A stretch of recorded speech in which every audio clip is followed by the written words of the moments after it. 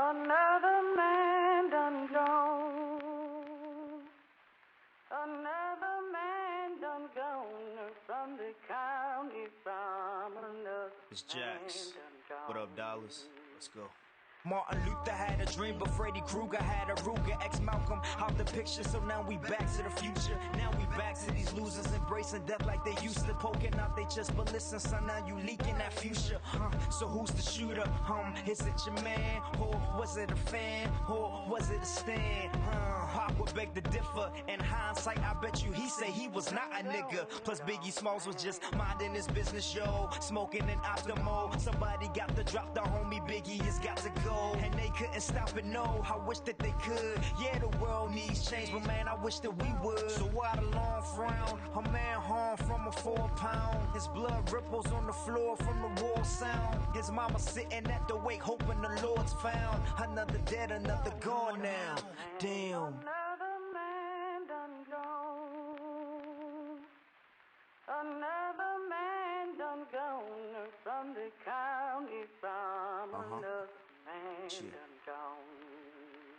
George Eliot said that it's best to be what you wanna be. Fucking do what you wanna do, so I do what I wanna do. Bet you did it to floss. Bitch, I did what I wanted. Bet you did it and lost. Bitch, I did it and won it. Shit, I'm never coming back. Listen, I just wanna rap. Gee, I told you all of that. On about a dozen tracks. I don't give a fuck. I just wanna rap. Spitting fire on this track like a fucking Thundercat. Plus this mic is bleeding rojo. This shit is a no-no. Rolling in that low-low. Plus I'm from that Baltimore. Need a folk, smoking on my logo. Ready for the woe, and we so silly with the flow. Somebody got a ropo. Heard the lanes and I swear they so too much love for the fame just to go broke. You said think I had the rap game in the show card. Never think I got the whole world in a rope. Gotta think of damn dog, you crazy. Is he the next Jay-Z? My crystal ball is hazy, but I don't know, maybe. Welcome back to the Insanity Check podcast. We are back. We were off for a little bit of time. Well, it was a week. And every time we take a week off, everybody knows this. Every time the Insanity Check takes a week off, the world goes to hell. And especially in Trump's America, shit just goes every time we take a week off. I think I'm gonna have to stop taking breaks. I have to stop doing that. So. Joining me, somebody. She told me she was nervous coming onto the show. Now, mind you, when I introduce her, she has her own show on the network. She's she technically two because you're also a member of the Docu-Drunks team. You've done several comic book clubs. I think you've done nostalgia reviews with us. I have the you're now hosting and doing interviews for the show Secret Sauce, our Black Woman Shoutout show. Hello, Latoya on. How are you doing, ma'am? Hello, I'm great. Thank you for having me. Yeah, I mean, you're part of the family. You're part of the network. You know, you like when I tell you that you have probably the hardest show on the network anyway. So when you talk about being nervous, it's like, really?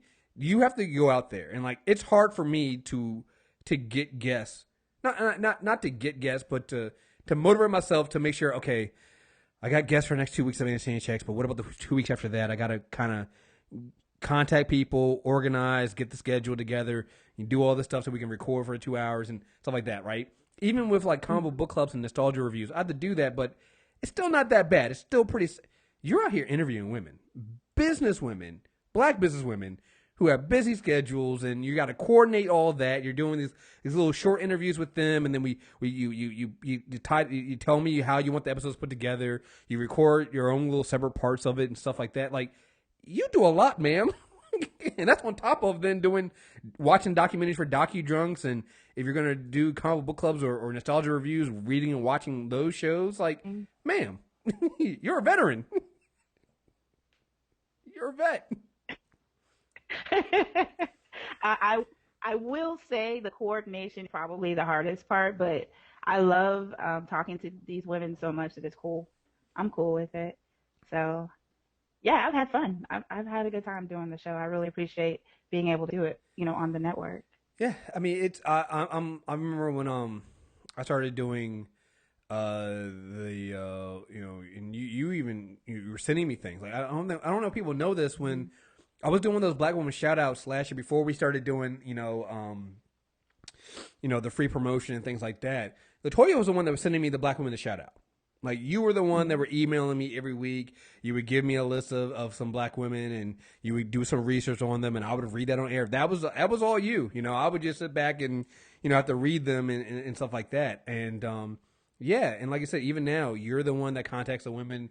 You decide who you're going to interview and things like that. And you guys have been having some really great conversations.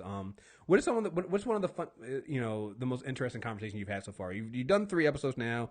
You might have more interviews in the 3 episodes you put out. I don't know, because sometimes I know you did a lot of interviews up front, and then we didn't use them all right away.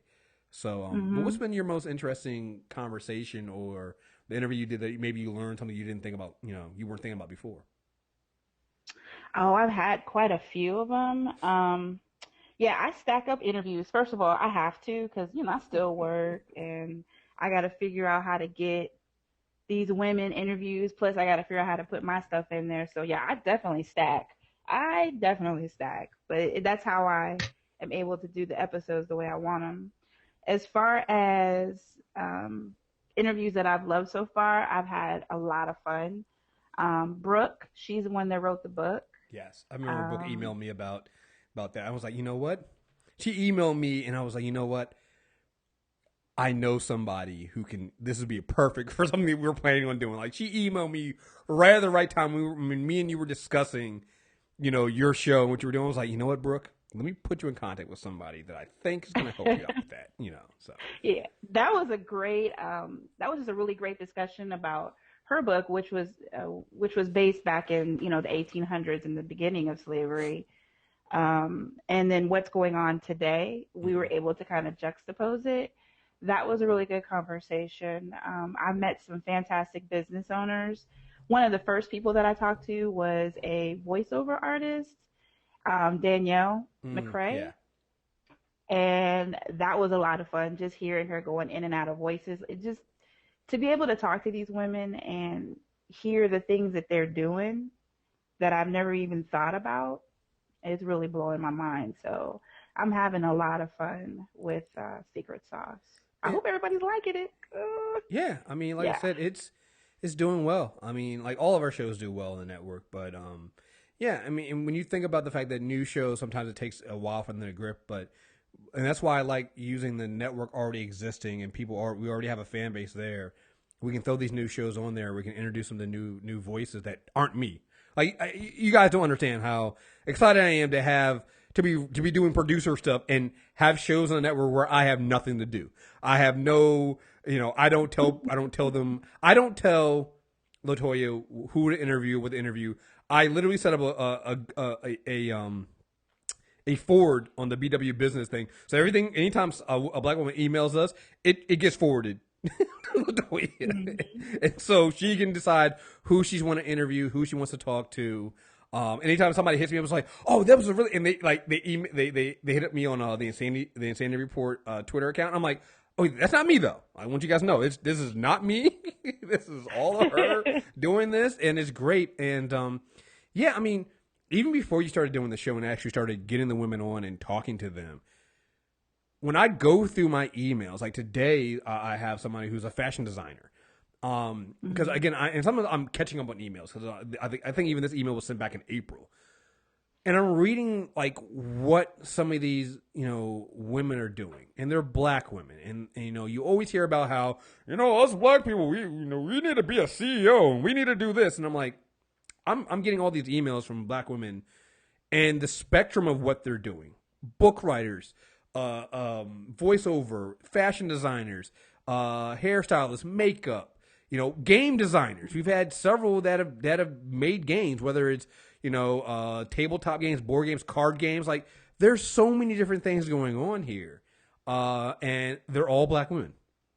All of them doing this stuff, and it's just, you know, it's a really great counter to the argument that, oh, well, you know, black people, we're spending too much money on Jordans and we're not buying. Like, fuck you. Like, that's such bullshit. First of all, we are so fucking talented and we're overlooked so much that people don't realize it. And that's a real pity. I'll tell you that I really was inspired to do Secret Sauce after the election. Mm-hmm. I mean, you know, the other name that I thought of, which was 94%. Right. And I was so inspired by how we really went out there and fought for someone who doesn't even, it's not someone that we really even like, but we knew the stakes. Right. And we went out there and fought for someone that her own people didn't fight for. Mm-hmm. And it inspired me to really figure out a way to tribute, Black women, to let them know that, I see you. That's the reason why I even contacted you about Secret Sauce. So, and like I said, I credit Black women with my growth, and we're, like I said, it's timely having you on this. I don't know what it is with. It's like the universe always knows who I'm having on, and so when I start going through, because I don't really put my show notes. I'm a terrible. Like, I organize a lot of stuff. I am terrible at organizing my own shows. All right, I just want you guys to know this. I literally will put together show notes. If I'm being good, my show notes are put together maybe 24 hours before. Normally, like this morning, I might send the show notes out to my guests maybe 4 hours before we start.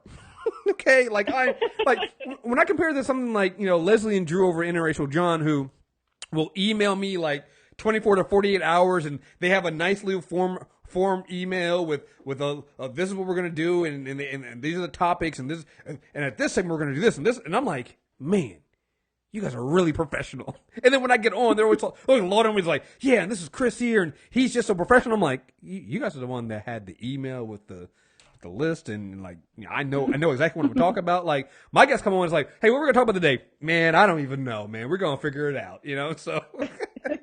But yeah, it's so funny. Like, some of the topics we have this day are just so tied to you and what you've been doing and why you have Secret Sauce and things like that. And like, I'm really excited to go into all this. And I'm like, I didn't plan it. Like, when I asked you to come on like weeks ago, so I had no idea that the universe was gonna give us some layups. Like, drop you some jewels. I didn't know they were going to drop us some jewels that were going to be so easy, but they did. So we're going to take it and run. So, all right. Before we get into that, let's get some housekeeping stuff out of the way. This show is being sponsored by Susan Berry, the Pool Law Firm, which is located in Silver Spring, Maryland. Susan Berry and Troy Pool are excellent attorneys in the Maryland, D.C. area. They are from the D.C. and Maryland area, so if you're in the DMV, please check them out. The Pool Law Firm handles criminal law, family law, and personal injury. So if you need an attorney, you want to know more, head over to their wonderful website. The website is www.thepoollawfirm.com. That's pool with an E, POOLE.com. The number is 301-585-3014. Also, as a quick aside, if you are coming to NegroCon, not only will you see all of us at the MTR Network, including Latoya, Susan will be there as well. So you'll be able to, she's going to be off the clock. So do not ask her legal advice while she is there. Do not do that. Just saying, give her a break. But she'll probably have some cards on her. So if you need a card and you're in the DMV, check her out. Also, tweakedaudio.com for all your earbuds and headphone needs. Go to tweakedaudio.com, put the code in reviews, and you will get 33% off, free shipping and free lifetime warranty off any earbuds and headphones. Also, another way, so normally I tell you that one of the great ways to support the show is the MTR Premium Network, where you can hear myself, Latoya, and the Docu-Drunks crew. Did you guys record last week? I wasn't sure. You guys didn't record yet. Okay. So, but you guys did, the last one you guys did was the Black and British, will there be a Black Prime Minister one? So you guys did that one. And it's a really great show. And it now has its own feed on the MTR Network. So if you're a premium member, you go in there. It has its own feed. You can subscribe to just Docu-Drunks and get all those episodes there. Molecules and Shit has its own. Our science team, our science nerds, they have their own feed now too. And I'm slowly putting all the other shows up with their own feeds. Again, it's up to you. You don't have to subscribe to the other feed. I just know the main feed has a limit of 300. So at some point we're going to hit that limit. You're not going to be able to get some of the old shows. So just saying, you might want to subscribe to those other feeds just for that. But again, Premium Network, $8 a month. If we get 200 subscribers, once we get 200, we'll bring back live shows, because I'll be able to then pay for a live streaming service to actually get out here and stream the shows. I'm hoping I've been playing around with some methods of recording the show, so that I might be able to put up recorded shows on YouTube. But I know a lot of people want those live interactions, so if you want that, you got to go back and subscribe. Again, there's a lot of content out there. I think we put out 9 episodes last month. We had that much stuff. I still have another Hell No Cupid I did with Aaron from Black Astronauts. I know there's a new Doctor Who retrospective. I know our Star Wars Rebels panel has been recording, and so we have some of those episodes there. I mean, I have Predators. I think you were on a Predators one, weren't you? Yeah. Yeah, you were. That was fun. We did Predators. We're gonna do Alien versus Predator soon, which a lot of people have been. That's right, baby. Yes. If this is like, this is how you know you just got to put black women in things. It doesn't matter. You put black women in things, you're gonna get the support, yo, and that's. Yeah, we're just gonna let that one ride. Come on, man. We're gonna, and, you know, it's not bad. It's not, I'll let it slide. Like, I can't even argue with it. I have my fables. We did Cinderella, and so we're gonna bring that in there as well. And next week we're doing we're gonna revisit the first 3 volumes of Saga. So I mean, a lot of stuff out there. That'll be fun. So again, that's one way that you can support the MTR network. But I understand that some people can't do the $8 a month. Sometimes you can't. You right at this point, you just can't do the subscriptions. Obviously, you can donate if you want, but here's what people have been waiting for. We have a store, people. We have shirts. Yay. If I end up putting this show up and you see that I'm wearing one of our shirts now, I was waiting on us getting some samples. The samples came in. The quality of the shirts look great. Shout out to Jamie Hill from Zoo Designs. It's his work. He helped me out with them. We put them up. They look amazing. The fabric is great. So the store, I went ahead and worked on the back end and developed a whole store. It has its own little, I created a subdomain for us. Like, everything's there. I'm hoping that by the time you hear this, okay, maybe not by the time you hear this. By the time you hear this, it might be Saturday or Sunday. By Monday, the store should be live. And then you'll be able to go out there, find the store. And, I'm not going to give you the link now because I don't want you guys to go there now because it's kind of live, but I don't want anybody kind of jumping the gun. But just go to mtrnetwork.net or .com, and the link in the menu will say store. Just click on that. It'll take you to their store. And there will have, I think, at least 8 designs. How many designs do we have up there right now? Let me check. There's one mug, and there's, 6, 7. We'll have 8 designs. We'll have 8 total designs. We have a few more to put up as well, but we're just going to lead with 8 right now. So we're going to put out 8 designs. They're all T-shirts right now. We will be getting hoodies at some point, and long sleeve shirts, but we're going to wait until probably the fall. We'll put those out, or near the end of, we're just doing T-shirts right now. And what I'm going to do is I'm going to run a sale on the price of the shirts from now until through NegroCon. So even if you can't make it out to the NegroCon, you can still go out there and you can buy some of these shirts out there. It does take a little bit of time because they basically print to order and then they ship them out. So if you order them, I think if you order shirts Monday and Tuesday and maybe Wednesday, you might be able to get them delivered by Friday before before NegroCon. So if you don't, you won't be able to wear it to NegroCon, but at least you'll have your shirts. We'll have men's and women's designs and some unisex designs. So yeah, whatever you want, they'll be out there and you can see them. And we'll be adding more stuff in there as we go along, but we're going to launch with what we have right now. And I think you guys will be happy. I think if you've been to MTRnetwork.net and you've seen the design, you like the new redesign, I'm really happy about that. I'm really happy about our shirt designs. They look. Can I say those shirts look awesome, y'all? For real.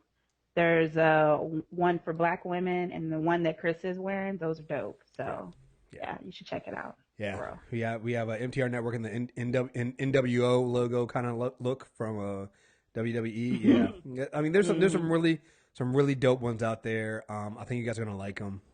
And it's your way of showing support. And again, there's the mug. There's a mug. It just has our little logo on a nice little white mug. I mean, even something like that. It's a way to show support us and wear some dope stuff. So we're gonna have that soon. That's another way of supporting the MTR network. So premium network, store, both, shopping at our Amazon store. We'll put the link in the show notes and everything like that. So, yeah, I think that's it. Don't forget, you can follow us on Instagram, MTR Network.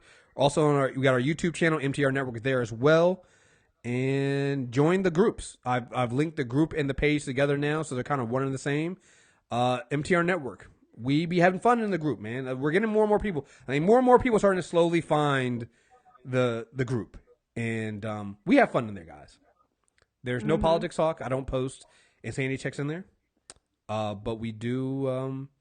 We post everything else. We have our nerd talk. We have our sports talk.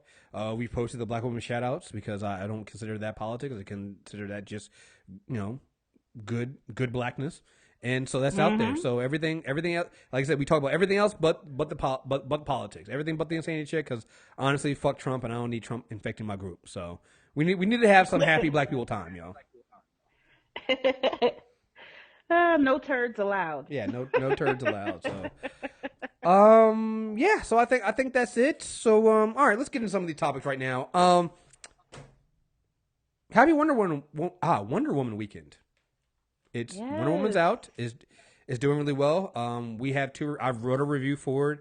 Phenom and I put out a non-spoiler review. I think Shanna and the Doctor are going to do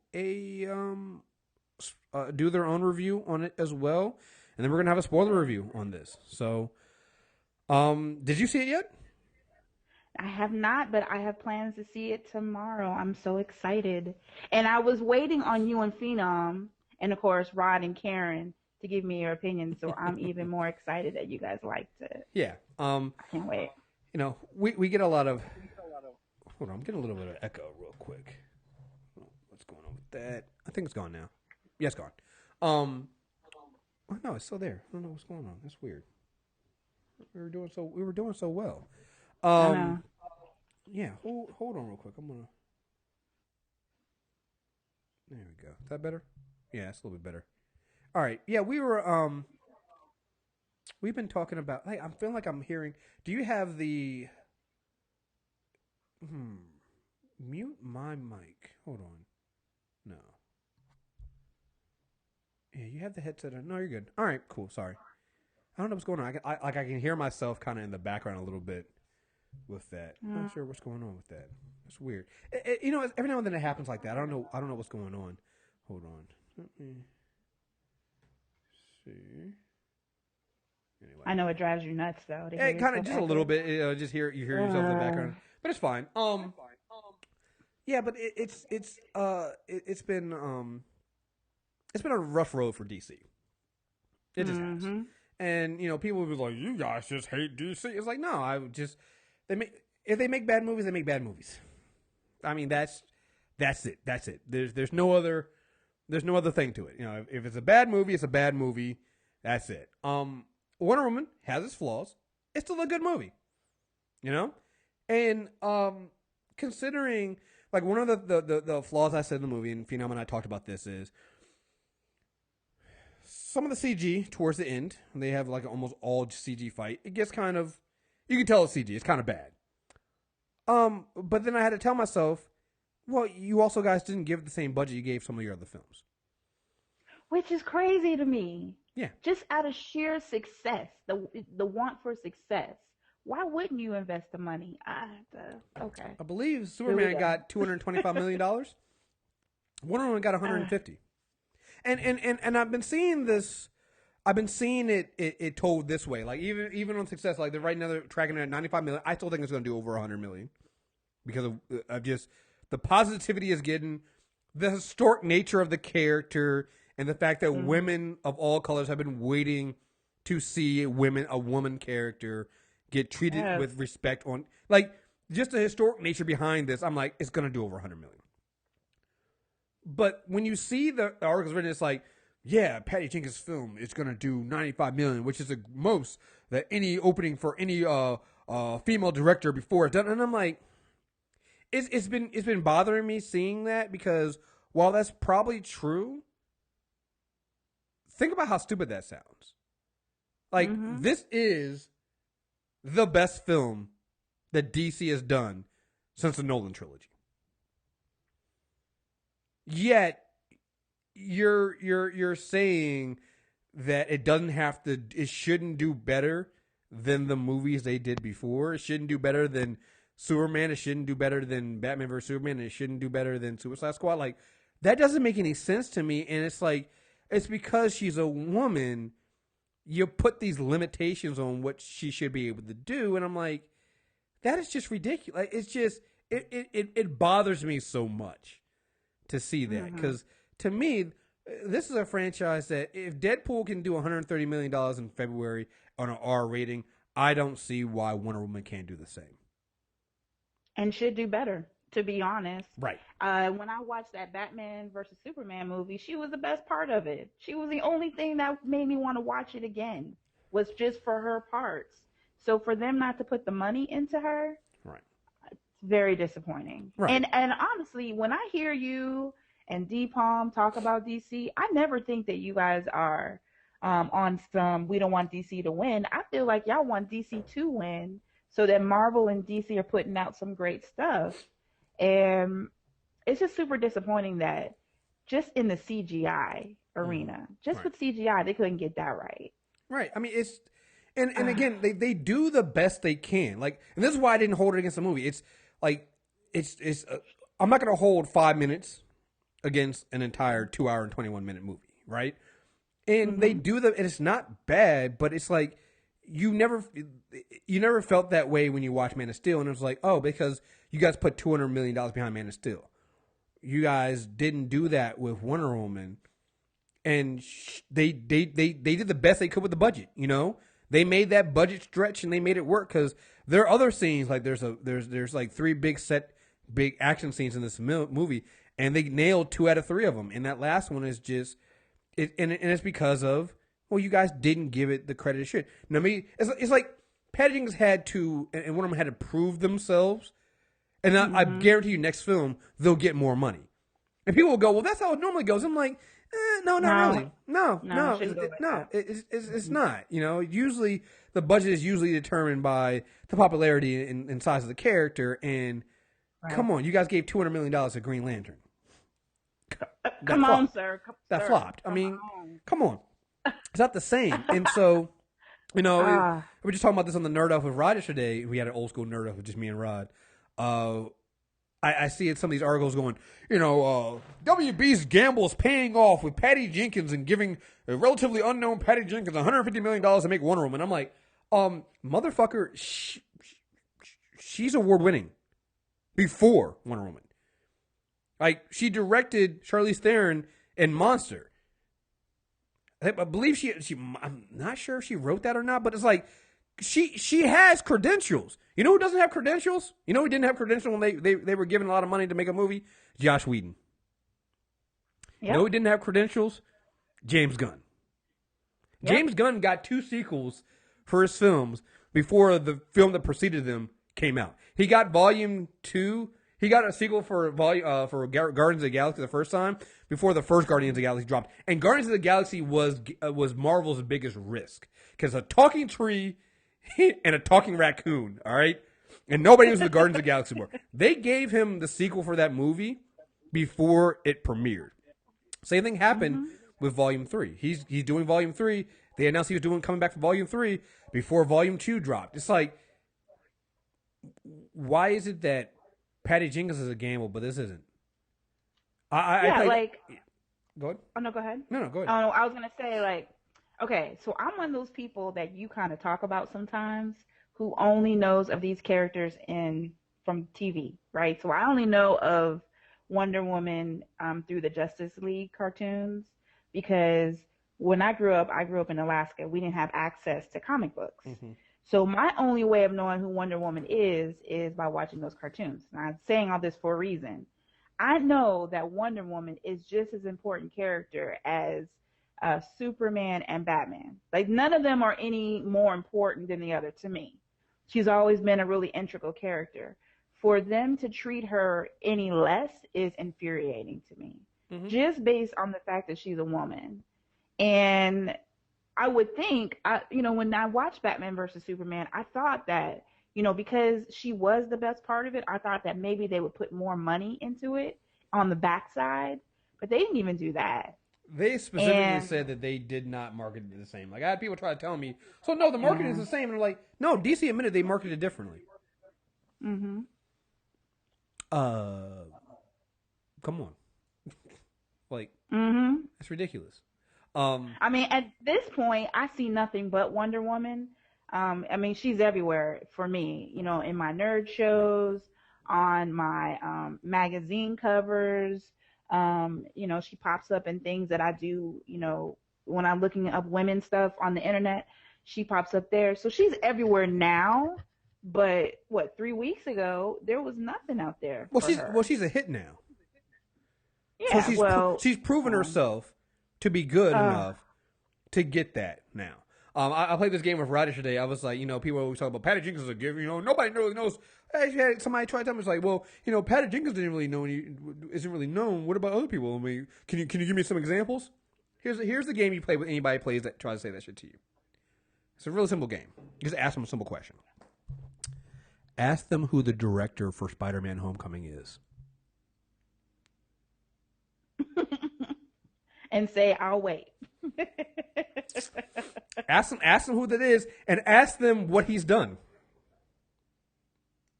Mm-hmm. And I'll wait again. I rest my case. That's it. I mean, like, Marvel's entire thing is picking directors you never heard of to come in and make their movies. So, and I'm sorry, but even director of Iron Man, Jon Favreau, like, what did he do before?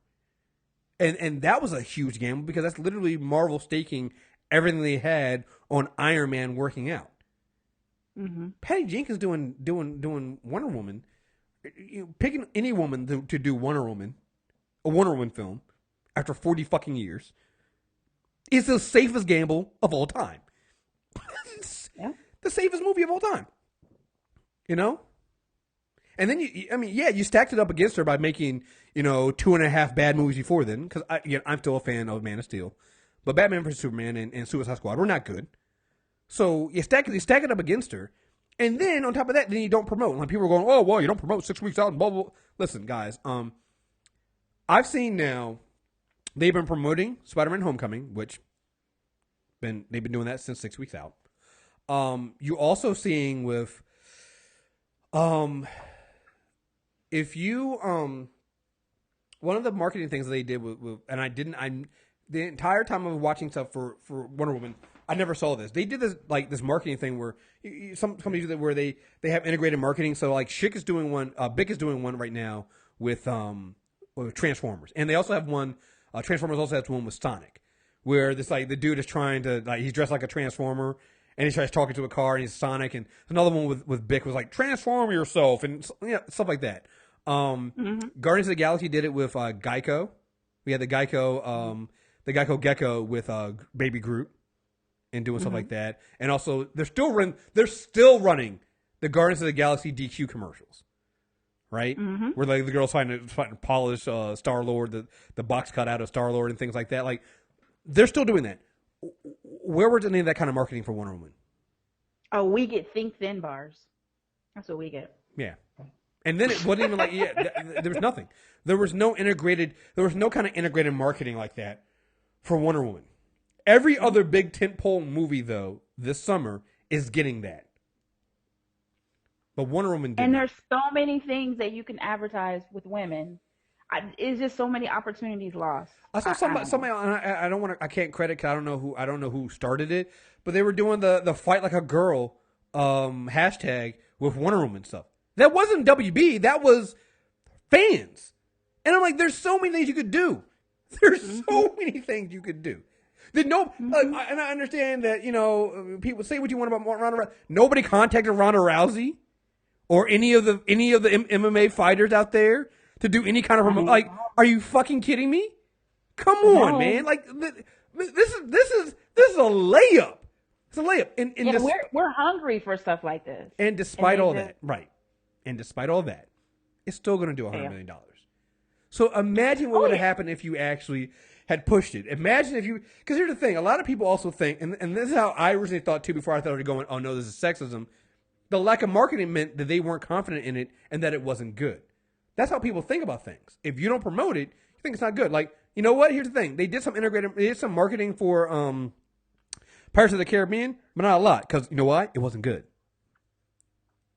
They knew it kind of was going to flop. They knew it wasn't going to, So you treat a film like that when you're not really sure. Wonder Woman marketing didn't pick up until like people started complaining about there not being enough marketing. And like I said, it's really sad. It's because, you know, women have been waiting for a film like this for 40 years, and despite all of its flaws, it's still a great movie. You know, I'm going to see it again. Me and Ashanti are going to go see it Sunday. So, you know, I'm going to see it again. I'm going to pay for it. You know, I only pay for the movies when they're good because I get to see them early. So I'm going to pay for this. I'm going to put my money behind it because it's good and it's worth it and it deserves it. And, you know, it's really disappointing that, you know, we got down to this point and they didn't do that. So, but that wasn't even what I was going to talk about. That wasn't even the topic that was supposed to be, just about Wonder Woman. Because you also know a film's going to be good when the Salty Dude Bros get mad.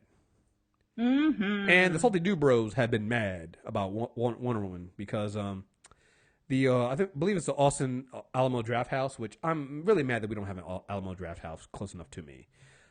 They decided, they're amazing. They decided to have a woman's only screener for Wonder Woman. I think they ended up doing two because they sold the first one out, so they've opened up. They did two. Again, after the film came out. It's not like they weren't seeing the film early, but not that I have a problem if they saw it early or not, or, you know, whatever. But Dude Bros have been mad. They've been really upset. And one in particular was so upset, he sent an email to the Austin mayor. And this email, I'm gonna read it, and I'm gonna read the mayor's response even better. The email is just something else. It reads like something that you would think that it's got to be a joke, right? So here we go. I hope every man will boycott Austin and do what he can to diminish Austin and to cause damage to the city's image. The theater that pandered to the sexism typical of women will, I hope, regret its decision. The notion of a woman hero is a fine example of women's eagerness to accept the appearance of achievement without actual achievement. Yeah, women. This dude has no. Let me start that off right. Fuck you, dude. Women learn from an early age to value makeup. That it's okay to pretend that you are greater than you actually are. Women pretend they do not know that only men serve in combat because they are content to have an easier ride. That's true, but okay. Women gladly accept gold medals at the Olympics for coming in 10th. And competing only against second-class athletes. Okay. I'm pretty sure, dude, if you were to run in a race against, a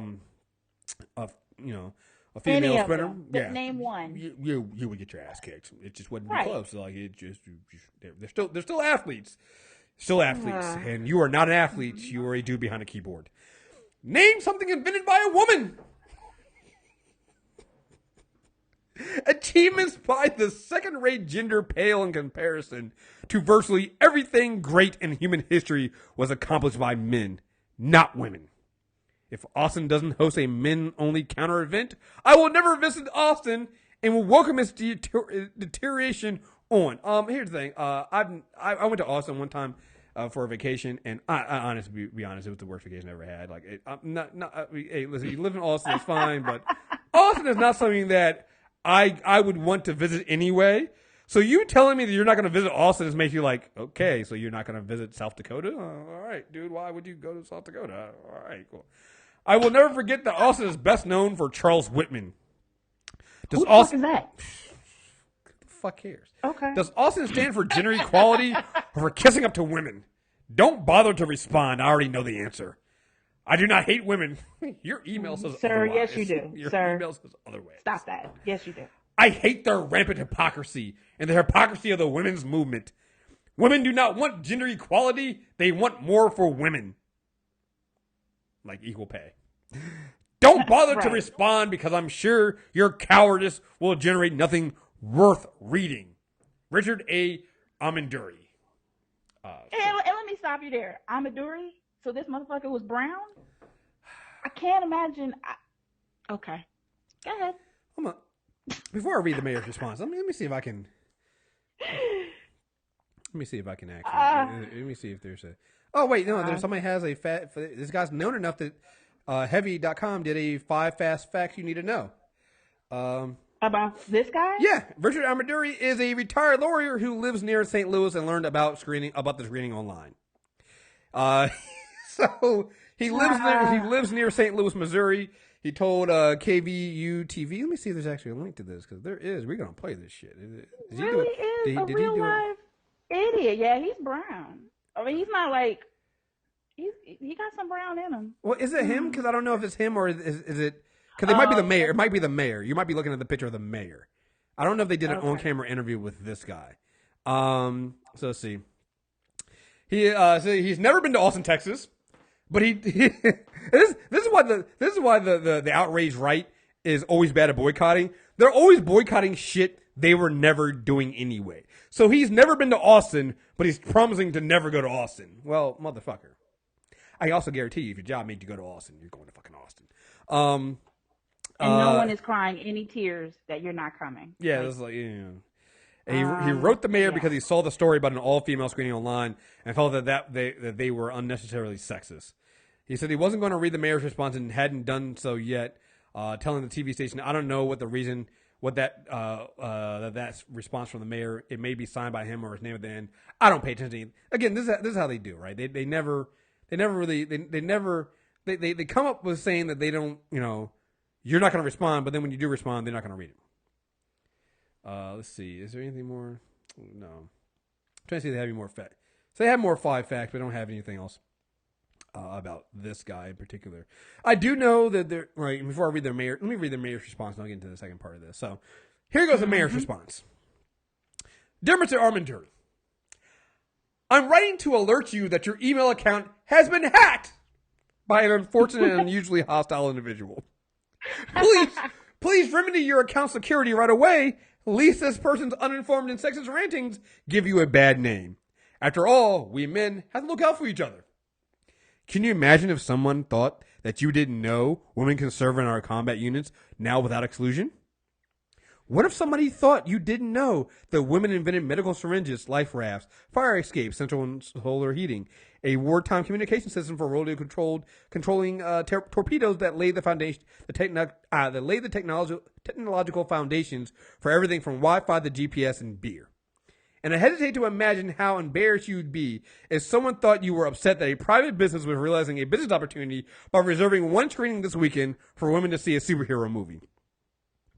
You and I are serious men. Yeah. Come on. You and I are serious men of substance, with little time for the delicate sensitivities displayed by the pitiful creature who maligned your good name and sterling character by writing that abysmal email. I trust the news that your email account has been hacked does not cause you undue alarm and wish you well in securing your account. And in the future, should your travel take you to Austin, please know that everyone is welcome here. Even people like you. Even people that like those who wrote that email, whose views are embarrassment to modernity, decency, and common sense. Yours sincerely, Steve Adler, the mayor at Austin. And while I don't want to go back to Austin, I kind of want to now. Yeah, right. Come through, Mayor Adler. Come through. I don't fuck with Texas, but now I kind of want to go. That's a Dwight Reid. It was a good one. That was that was a perfect one. Let's see. Lawsuit Wonder Woman. All right, let's see. There is. I just can't believe that somebody took time out of their day to complain about one screening. One fucking screening. Mm-hmm. Oh my God. These dudes, man. Really. Yeah. Somebody filed it was a civil rights complaint. Get the fuck out of here. Are you serious? Yeah. Like, how much time do you guys have in your day? I need your time because, really. Well, you filed a complaint? Well, this goes back to the whole problem with, white men in this case, but white people in general. They never, and I think Don Cheadle responded brilliantly to this on Twitter. It's basically saying, like, it's not sexist to do a woman-only screener for Wonder Woman because they don't have any power in the situation. Like this is not a privileged group that you're giving, giving more privilege to. An extra leg up to. Right. I mean, you do realize that at one point, like, it was socially unacceptable for women to go out in public without a man by her side. Like you're going, oh, well, Wonder Woman. What if we did a men only screener? You used to do that. Country clubs. Right. There's probably some country clubs out here today that are men only. Mm-hmm. I know there are definitely ones that are white only. All right. Mm-hmm. That haven't They still invited. got them out here in Georgia. That haven't invited a black and person. the only women and brown people they see are the ones that are serving them. Mm-hmm. So you need to cut it out. So get the fuck out of here, man. Yeah. Mm-hmm. It's just so fucking sad. Yeah, here we go. A New York lawyer has filed a complaint over the Alamo. Again, a New York lawyer has filed a complaint over the Alamo Draft House in Austin's planned women's only screener of Wonder Woman. The problem isn't the theme. The problem is the exclusion of who can participate if they want, explained Stephen Clark, who lodged the complaint. He first read about the screenings in his local paper before he logged into the Alamo Draft House Facebook page. Clark said the movie changed response to viewers who complained about the promotion led him to file his lawsuit. It was determinative. That made the difference. The response made the difference, Clark said. He alleged that those comments constituted retaliatory harassment. One of 9 statements of particulars he listed in his formal charges. Like, so I really have gotten to the point now with white men or white people, period, where like that privilege really has them fucked up because you think because you've gotten access to everything all your life, the one time somebody wants to do something without you, you think that means discrimination. But what about us? Right. Come on. But but I'm me. I should be able to go. Like, there are so many other screeners you could go to. Mm-hmm. What if we did what if we did a white only man only one? It's like you guys used to do that all the time. You guys had decades and hundreds of years of white men only shit to begin with. So if this is turnaround's fair play, fuck it. Like, that's the thing that makes me so mad about this. It's like they say, well, what if we did it to you? It's like, you guys did do it to us. But that was wrong. So 2 wrongs to make it right. Go fuck yourself. Go fuck yourself. Go fuck yourself. Go fuck yourself. Yeah, fuck yourself. No, don't get to do that. Don't get to deny. So that's the beauty. That's the beauty of whiteness, right? You get to deny racism, and the history of it, but then also claim that we can't do it to you because of history and racism. Keep that in mind because we're gonna get into my next thing here, and let's go ahead and share the screen here. Trying some new stuff here. Speaking of white men going too far and being complete pieces of shit, Bill Maher's back, guys, and he's back to being Bill. I've told you guys, Bill Maher's terrible. Bill Maher's a piece of shit. Yeah. Bill Maher is a typical white guy who thinks that he just doesn't need to adjust with times. Like, Bill Maher is that white comedian who's still making white male comedian jokes from the 90s. The jokes about women and minorities that he thinks are funny and not really funny. You're just like, for me, I've been into politics for most of my life, and Bill Maher was my real introduction to the liberal, right? Because he was the only one on television. Remember, I didn't have access to a lot of stuff. And so Bill Maher, I watched him for years, and I would cringe with the way that he would talk to people. And I don't remember what it was for me, but I stopped watching him maybe about 5 or 6 years ago because I was just so angry every time I watched him on television, just demean the people that he brought on that had an opposing view to him, whether they were brown or a woman. He always had something slick out the side of his mouth to say. And for this motherfucker to do what he did now, they still not going to get rid of him. Nope. HBO is still going to keep his show. Mm-hmm. But he's can't do what you do, Kriss, which is what? Watching Morning Joe. I used to think that's a form of torture that I just cannot face. It's the same with Bill Maher. I just can't fuck with him. Well, here's the amazing thing about this. Like, luckily in my new job, I get up too early. I can't watch Morning Joe anymore. But here's the thing, because I've been seeing Twitter and talking about Morning Joe, and Here's the thing about Joe Scarborough. Joe Scarborough is a racist and is complete shit. Joe Scarborough is still more bearable than Bill Maher for one reason. Joe Scarborough can read the tea leaves. Joe Scarborough knows when he's gone too far, and he'll try to tone it back after going in, right? So what you're seeing now with Joe Scarborough is he's now trying to side with. He sees that the Trump train is running off the rails, and so he's now trying to put himself as one of the journalists resisting against Trump, and we know that's bullshit. But he sees it, right? And he's not going to go down that road. Like he knows when too far. He sees a line, and he knows when he crosses it too far. Even when he does his racist things, the next day he has a panel full of black people, black men. All right, safe black men. But he still doesn't. Like he sees he's gone too far, and he'll find some way. And he's still a piece of shit. But like even he has lines. Problem with Bill Maher is Bill Maher still he has not changed, and he will never change. And he's that white guy. He's like, well, I used to make jokes about this back then. Why can't I do it now? And I'm going to keep doing it because I need to, you know? He's that kind of, like one of the comments, it wasn't Bill Maher. The comment somebody was trying to say was like, they don't need a women's only screener sounds stupid because, you know, women don't buy tickets on their own. Their men buy tickets for them. Like, and I was like, that's fucking stupid. Most women are usually the decision makers in their family to begin with, but okay. But that's the kind of thinking that Bill Maher has. Like, he has this old school, sexist, racist, undercover shit from the 90s because that was his comedy. Mm-hmm. And he's never grown from it. He's never grown from it. You know? That's what you see him when he had the whole thing of, I wanted a more gangster president from President Obama. It's like, motherfucker, who talks like that? Who does that? So and fuck you. That's not all black people too. Right. Okay. Right. So I think when you said 5-6 years ago, that might have been, was that the mid thing, the kid from Texas who had the clock, or were you already done by then?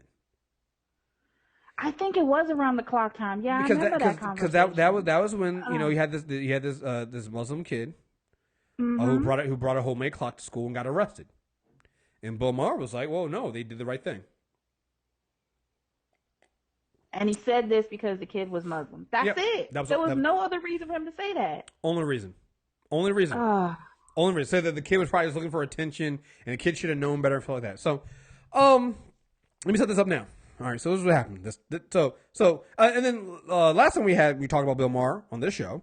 Was his whole new rule with the whole we're too PC thing. Which basically was black and brown people and women need to suck it up and stop being mad at white men for making the jokes they've always made before because they're not going to change. Mm-hmm. All right. So he's back in the news again. Because anytime Bill Maher's in the news, it's for him being stupid and racist. Bill Maher, a man who seems to consider himself a pioneer in the field of smugly crossing the lines of America's few remaining taboos, which is overrated, by the way, blew past another one tonight, casually dropping a racial slur in the middle of a televised conversation with Nebraska Republican Senator Ben Sasse. Which, by the way, I'm going to say, when you watch this video and Ben Sasse, and I don't fuck with Ben Sasse there, but even Ben Sasse was on some, I don't know how, can I just fade into the bushes on this one? Sasse was on Bill Maher's program, HBO program in real time to promote his new book and engage in a bit of what he considered and engage in a bit in which he encouraged Maher to come visit his state and work in its fields.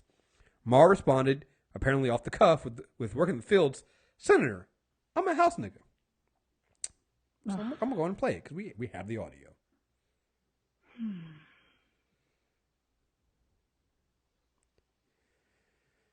To Nebraska March. You're welcome.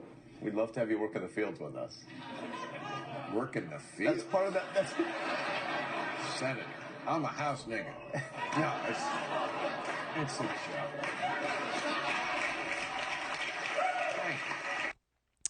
The only thing worse about Bill Maher saying this is the fact that his white liberal audience clapped. Exactly. Yep.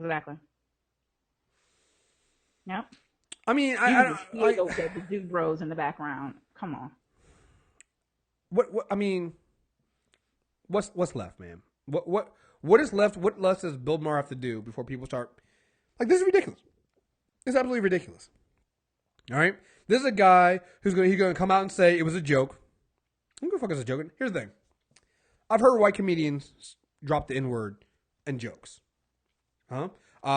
One of my favorite comedians, Bill Maher. I mean, Bill Maher, not Bill Maher, another Bill. What? Bill Burr, Bill Burr, not Maher, Burr. Has a bit when he's in Philly. It's one of his albums.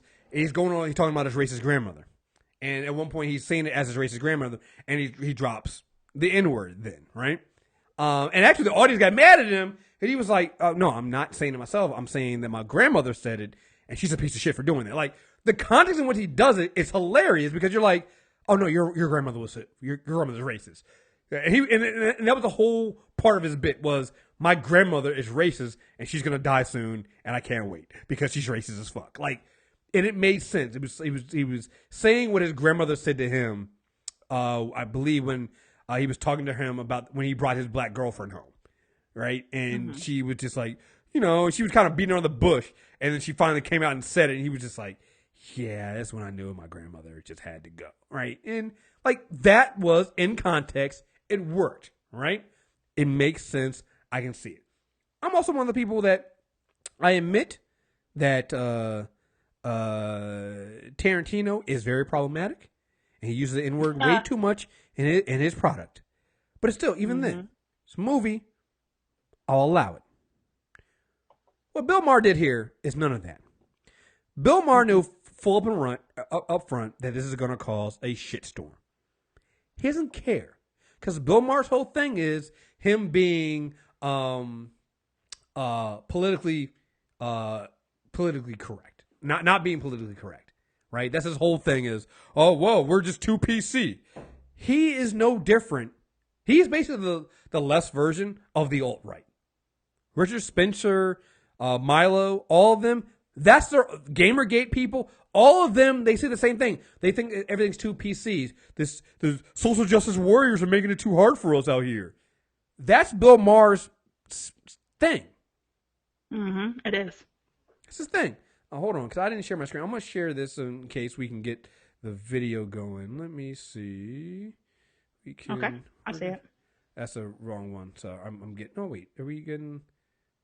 Sorry, that I was showing the next one we're going to do. So here's, again, I'm going to play the clip again. This is... To Nebraska more. You're welcome. We'd love to have you work in the fields with us. Work in the fields? That's part of that. That's... Senator. I'm a house nigga. No, it's a joke. It's a joke. No, it's not a joke because the senator wasn't trying to make that joke. Like I don't fuck with the senator and the Republicans anyway. But he wasn't trying to make it a race. He wasn't trying to make a slavery joke. No, and if you look at the senator's face, he looks like, no, you didn't. Yeah, no, the hell you didn't just do this. Yeah, senator's like, yo, dude, nah, man. Like I'm not trying to be. Senator's like, I'm not trying to be involved in this. This is not my thing. I don't want this. I didn't. Like, come on, man. Like, who asked for this? That's right. I didn't. Like. This is not what I wanted. I didn't ask for this. I didn't want this. So, yeah. So, but this is the problem with Bill Maher. This is the problem with some of these white liberal racists out here who say the same thing because they slept with black women. Which, by the way, I hate that argument. Well, he's dated black women. He slept with black women. That's like telling me that a woman beater doesn't hate women because he slept with his wife. Exactly. So does that mean? Analogy. So men who rape women don't hate women because they obviously they sleep with women. They sleep with women. Man. I mean, Stop. Really? That's what we're going for. So, and this is why, like, so my thing is this. I'm gonna play a clip from Wayne Brady, kind of deals with this, but Bill Maher's whole thing is PC. Like, oh, we're too PC, and we need to stop against PC culture. So, here's my thing. I've been saying this for a while now. I am pro white people saying the N-word.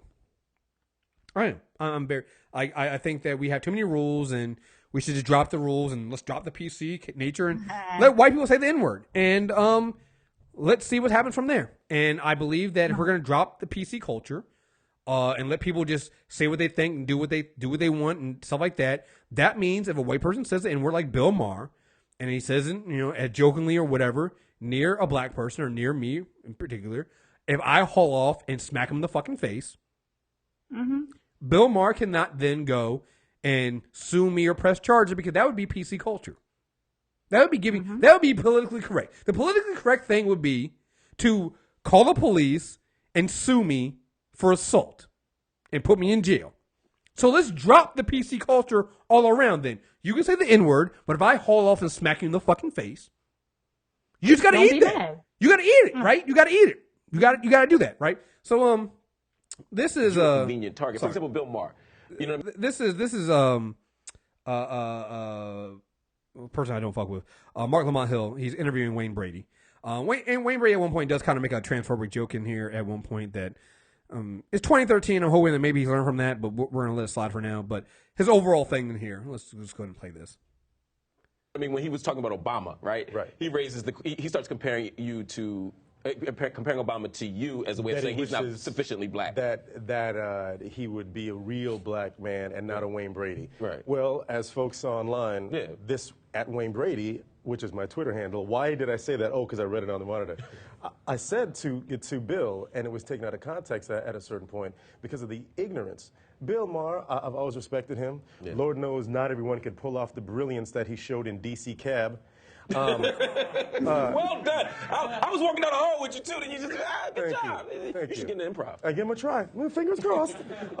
That I've respected him as a comedian and as what he does on HBO is great.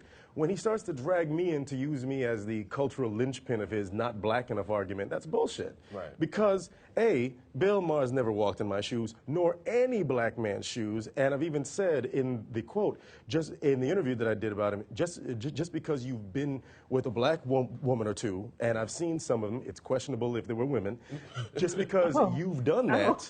Yes, I said it. And then after this, we'll talk about Clover, the character. Like I said, I was like, okay, you're getting me there. Stick with it, though. Stick with it. I was just like, Again, this is from 2013, so maybe he's learning. It's 4 years ago. We've all had a journey, all right? My Disney show. That now you live the black experience? Oh, now you're down? No. Right. So to say that about me, he thinks he has a pass. Bill Maher thinks he has a pass because. Now I'm never going to go to Bill Maher now, but Bill thinks he has a pass because. Well, I'll take it on me so you can go on the show because I love what you do. So yeah, Bill, you think you have a pass. The fact of the matter is, if it came down to it, what I said to him was, so then if it takes the black man in your mind, as liberal as Bill is, and he, peace and love, the black dude in his mind is the stereotypical, that dude. Right. That guy exists, but that's not the range of the black experience. But let's say that that's the black dude. So then when I meet you, when I talk to you again, I'll give you that black dude. And I will beat your ass in public. And that's what I said. That's what I said. Did Bill ever respond? Bill never responded because Bill is a bajillionaire. And I even said in the interview that if I really saw Bill, the fact of the matter is, if I played out the fantasy in my head and I beat him in public because I can, then Bill would take my house and I wouldn't have a career and then my daughter would be living in a box, but then I'd sell my story to Oprah and I'd be even bigger. Wayne Brady beats, but no. So I just said, be careful when you make statements like that because I really don't care what you think. What I care about is when Bill Maher says something like that, he has a segment of America's ear. So when he says that, that's okay for somebody at home to go, that's right. Guys that actually talk well and are black, that's not black. I like my blacks misunderstandables. Yeah. So that hurts me. Not hurts me, it hurts me for our culture because the fact of the matter is I love my culture. Yep. And I've never seen that before, but he's right. Like, first of all, I believe Wayne Brady is a little harder than people think, okay? Come on, we saw the Chappelle show. Is Wayne Brady gonna have to choke a bitch? Like, after that, I think everybody was like, Wayne Brady might, and let's be honest here. Like, you look at Bill Maher. Does anybody think Bill Maher is beating anybody's ass? No. He's trying to talk himself out of an ass whooping more so than anything else, but yeah, I think everything that Wayne Brady he said was right.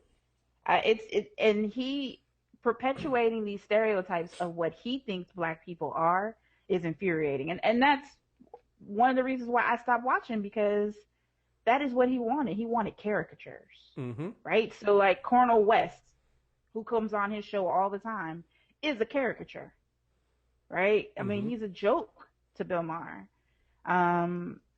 When he has Muslim people on there, or people of any type of color, or even white men that shout out, you know, black people issues, he talks over them. He's disrespectful. Like the last time I saw him, the Hulk, the guy who plays the Hulk. I know who you're talking about. Mark Ruffalo. Yeah.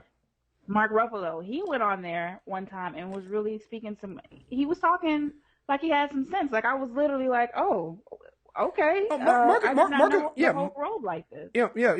He woke Hulk. Yeah, I mean he's a Bernie supporter, but he's a woke dude. He's woke as fuck. Yeah, like Mark Ruffalo, he's a woke dude. Like he's super woke. I remember when Ben Affleck kind of looked like he was gonna choke choke. Gonna choke a bit. Yeah, I thought he was gonna choke Bill Maher out because Bill Maher was going on his Islamophobic rant around white people. He does that, and you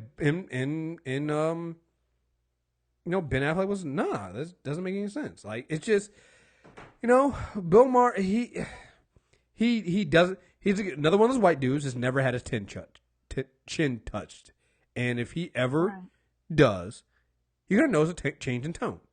Like Wayne Brady said, like if you live out that fantasy and give Bill Maher that hard black dude that he thinks is the real black guy, and you beat his ass, he gonna sue you. He gonna turn super white real quick and super PC, and he gonna get his lawyers on you. He gonna sue you.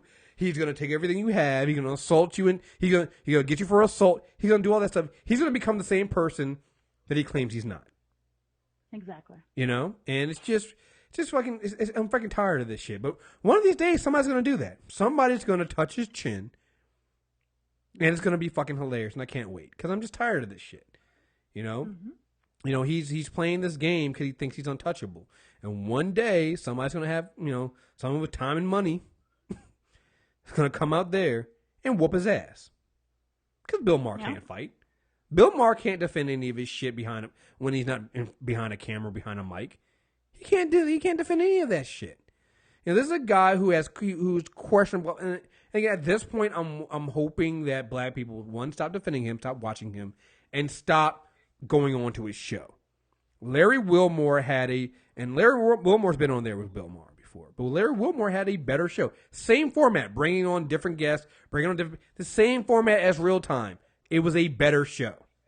Because Larry Wilmore is a better human being than Bill Maher. He's better all around. I mean, Larry Wilmore is actually funny. And there's that.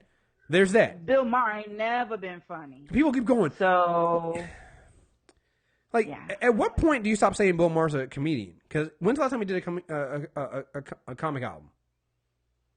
Like, why is he? He does shows. He still does shows. He does. I just don't know who the fuck goes to. Who the fuck in 2017 is going to a Bill Maher show? Right. What do bros? What he said he was a house nigga. Right. What bros are going to and finding that shit funny? Like, I'm not gonna lie. Because I had one I had one comedy album that I downloaded for Bill Maher back in college, right? I had a rotation. Like I'm one of the guys. There are several white comedians I actually like. Bill Burr and Louis Black are two of my favorites. Love both of them. I actually had one of Bill Maher's comedy albums, and I listened to it, and it was never one of my favorites because it's like he's always been this guy. Like the stuff he's saying today is the stuff he was saying back in the early 2000s. He has not changed. His material has not grown. He's still complaining about we're too PC. We've been too PC for 17 years. You know, for over a decade in terms of Bill Maher's point of view. We've always been too PC. So the question is, we've never changed things. Like, this is why Democrats lost. So wait, if Democrats lost because we're too PC now, how did Obama win twice? Exactly. For being exactly. And remember, that's the reason why he got his show taken off of ABC to begin with. Is because he made a Muslim joke. He made a joke about the towers. about how I forget how the joke went, but it was a terrible joke, and that's why he got put off of ABC to begin with, because that's where his show started. So for him to still say the same dumbass shit, Bill and Maher he has isn't the biggest funny. voice on the liberal side. I just hate that. Yeah. Bill Maher is an idiot. He's been this way. He's been unfunny. Yeah. He is not an intellectually smart guy. Mm-mm. He has never been this. He's never done this. He's always been this. You know? That's why he brought Milo on his show. He found common ground with Milo. Why? Mm-hmm. Because they have common ground over the PC culture stuff. The SJWs are taking away our white maleness. Arr! Like, that's how they've always been. He's always been this guy. You go back and listen to a comedy album from before that Bill Maher did, it's the same shit. You ask any comedian what happens if you do not grow. You are not a good comedian if your material doesn't grow. Bill Maher's material has never fucking grown. So when I get people trying to tell me that Bill Maher he's insightful, he's smart, you're telling me you're a fucking idiot. I'm sorry, I've been drinking a little bit now, so I'm starting to get into it now. It's like, you're a goddamn idiot. Because there's nothing that you don't go to Bill Maher, even on his panel on Real Time, when there's an insightful panel that goes viral, it's not Bill Maher making the point. It's somebody else on his panel. He's not even the smartest guy there. He's not the one making, like, here's the thing.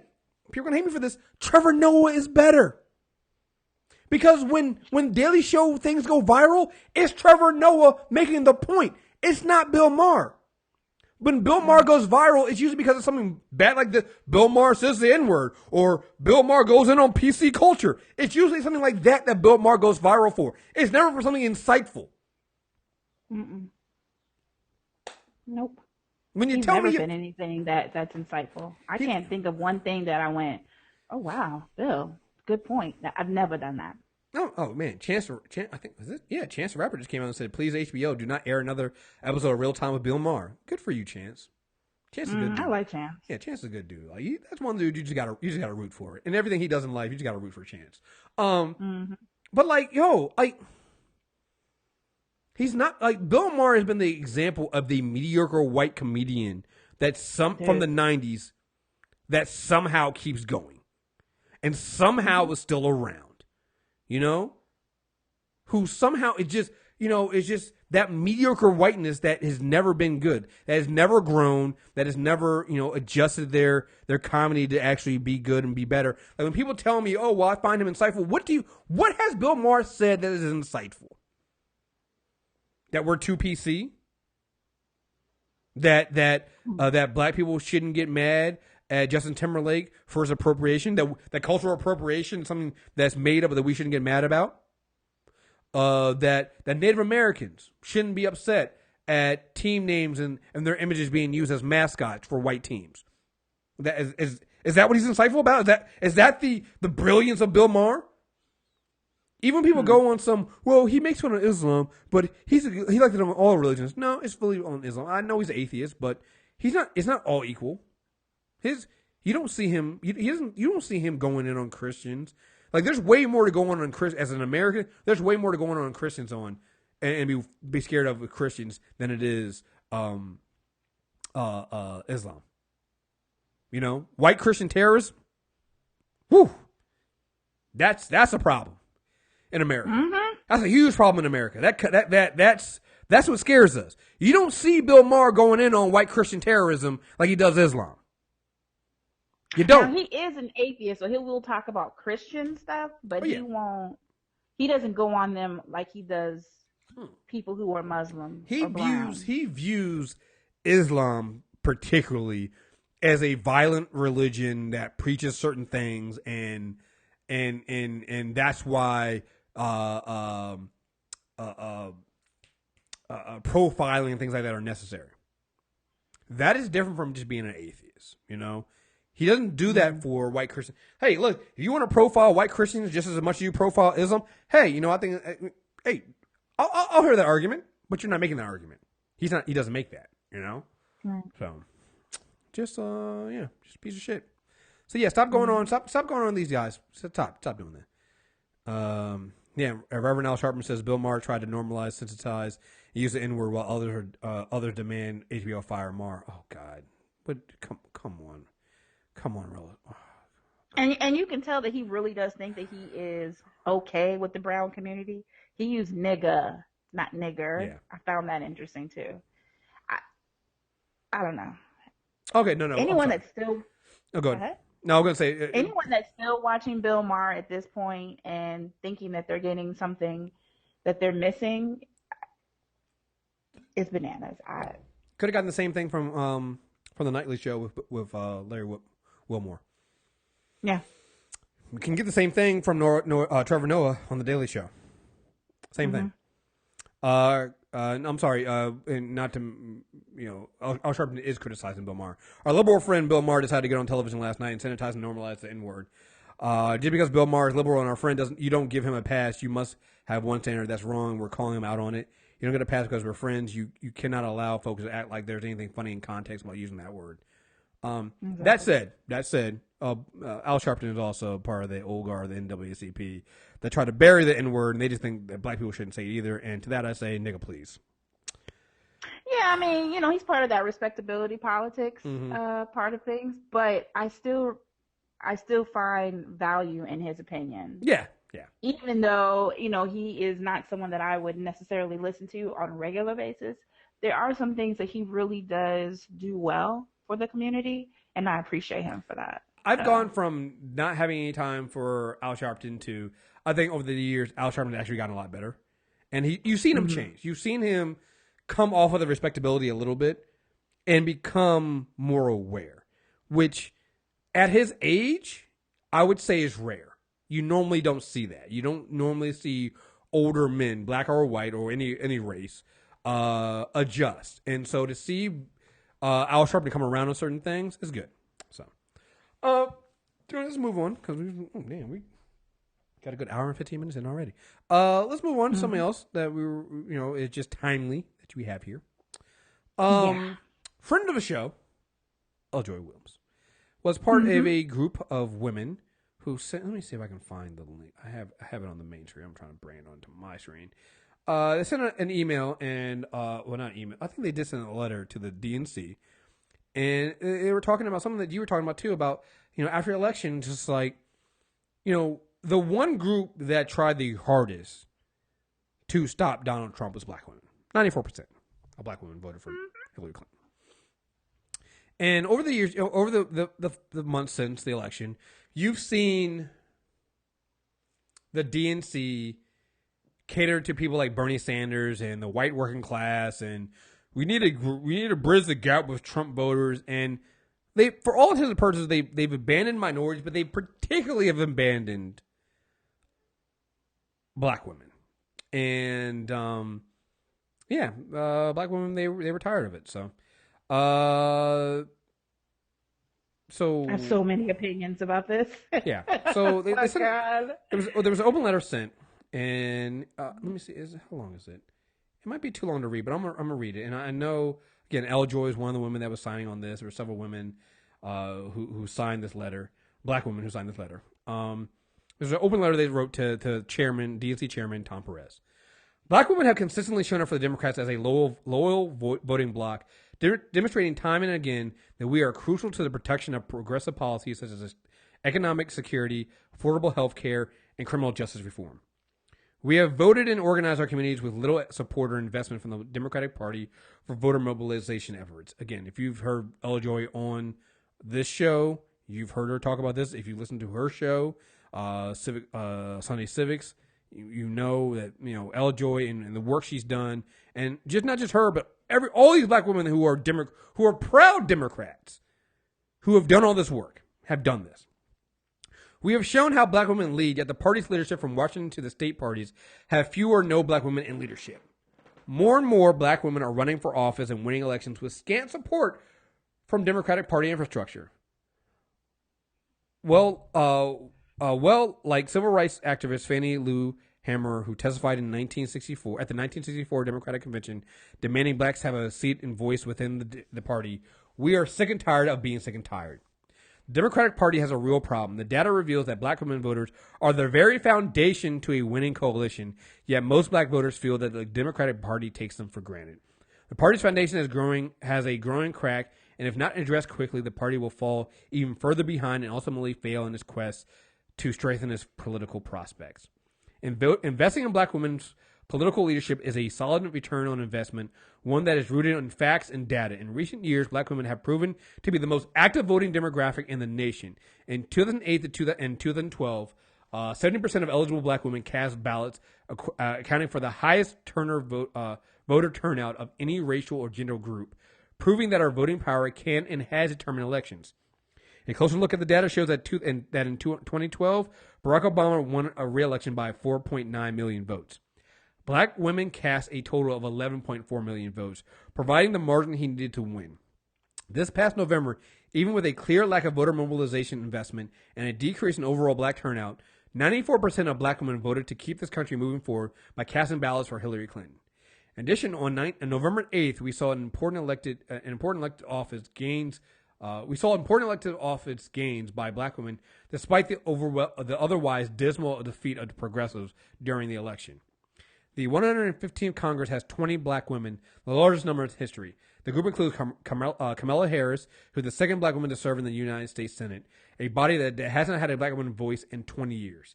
In addition, Lisa Blunt Rochester became the first woman and black person to represent Delaware in the House of Representatives.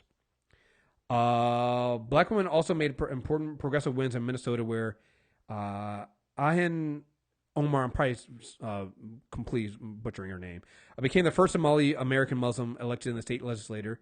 Kentucky, where Attica Scott became the first woman elected in the state legislature. They keep going on. Let me see if I can jump down a little bit towards the end here.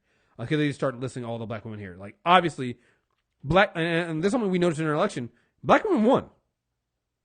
They still won some of their seats in the election. Mm-hmm. All right? Mm-hmm. Let's see. Organizing without the engagement of black women will prove to be a losing strategy. That is too much. There is too much at stake for the Democratic Party to ignore black women. Following your recent announcement of your top staff hire, we are left with significant concerns about how the party is developing its strategies and allocating its resources. In absence of our inclusion in discussions about the party's forward movement, we question whether the party's values our loyalty and takes our commitment seriously. We respectfully request that you convene a meeting with black women leaders and activists where you can hear not only our concerns but also our thoughts on how the DNC can invest in black women's engagement and leadership moving forward, from hiring of key staff and consultants to investment in training and leadership opportunities. The time is now for progressive power brokers and the very party that we have carried on our backs to the voting booth year in and year out to make a sustained and substantial investment in our leadership and priorities. We have demonstrated our commitment to the party. It's time for the party to demonstrate its commitment to us. We stand ready to join your team, and party leadership on the front lines, but not as silent partners. So, again, valid. Makes sense. Like, yes. So, how does the DNC respond? Mm-hmm. So, Joy Reid, who, first of all, follows me on Twitter, by the way. Just want to throw that out there. Famous. Yeah, just throwing it out there. She follows me. I remember when Joy used to go on. I think Joy Reid used to, and I know Melissa Harris Perry did, to go on This Week in Blackness with Elon and them. You know, it was like black people have been around, man. Like we have a circle. You know, we all know each other. So. Joy Reid had invited, the DNC to come in and respond. The DNC refused to come on to, AM Reid, Morning Joy, and with the panel, they had some black women on it. It would only bring somebody on to talk to Joy by themselves. So I'm gonna first play, part of the panel that had L Joy on there. That didn't have a representative from the DNC because, why would you invite? Why would you go on to actually address it? It was a telling week in the battle for the future of the Democratic Party. In Montana, Senator Bernie Sanders' connection to white working-class voters was put to the test as he supported Democrat Rob Quist in the special election for a U.S. House seat. Quist focused his campaign on health care and economic issues, but he ultimately lost to Republican Greg Gianforte, who was charged with assaulting a reporter the day before Election Day. Meanwhile, the DNC is facing pressure from another voting bloc that it's come to rely on, African-American women. In an open letter to DNC Chair Tom Perez, a group of black women write, quote, organizing without the engagement of black women will prove to be a losing strategy, and there is much too much at stake for the Democratic Party to ignore black women. And joining me now, one of the signatories to that letter, political strategist L. Joy Williams, and Crystal Ball, author of Reversing the Apocalypse, Hijacking the Democratic Party to Save the World. Thank you both for being here. And L. Joy, I want to start with you. Just first of all, hi, L. Joy. Second of all, I love the fact that she's wearing a hashtag Black Women Vote shirt on here. So just awesome. And talk to you a little bit about this letter that you wrote. Now, this is cut 5 for my producers. I want to read one more little clip of that letter that was written by you and you know, dozens, or a couple dozen other women. And it says, we have voted and organized our communities with little support investment from the Democratic Party for voter mobilization efforts. We've shown how black women lead, yet the party's leadership from Washington to the state parties have few or no black women in leadership. More and more black women are running for office and winning elections with scant support from Democratic Party infrastructure. Explain. Well, you know, I come from a school that believes a closed mouth doesn't get fed. And these things that we highlight in the letter is not something new. It's something that our communities have been saying for many elections, that the party itself doesn't invest in the infrastructure, particularly for people of color. And at a time when all of the think pieces and also the Democratic Party's current strategy, at least the public strategy right now, is investing and listening to other members of the coalition that belong to the DNC. Noticeably absent is an investment and a listening tour of black women leaders and black women as a voting bloc, when we are primarily the most loyal voting bloc to the party. And so what we believed is putting words and continuing to shout from the rooftops that we've been doing the organizing. We do it without significant investment from a party structure and from other donors. So we do that already. Now we're screaming loudly that you should pay attention to this base because there's a serious crack in the foundation of this support. And Tom Perez wrote a response, and he said the following. This was a DNC response that was sent to AM Joy yesterday, and it says, while African-American women are at the core of our party and of the resistance, they are too often taken for granted. We must change this. That's why we're convening women from across the country to discuss how we can better engage the issues confronting African-American women and partner with them to elect more leaders who share their values. Does that statement satisfy you? Well, you know, I wish it was a direct statement. You know, while, you know, obviously I love your show.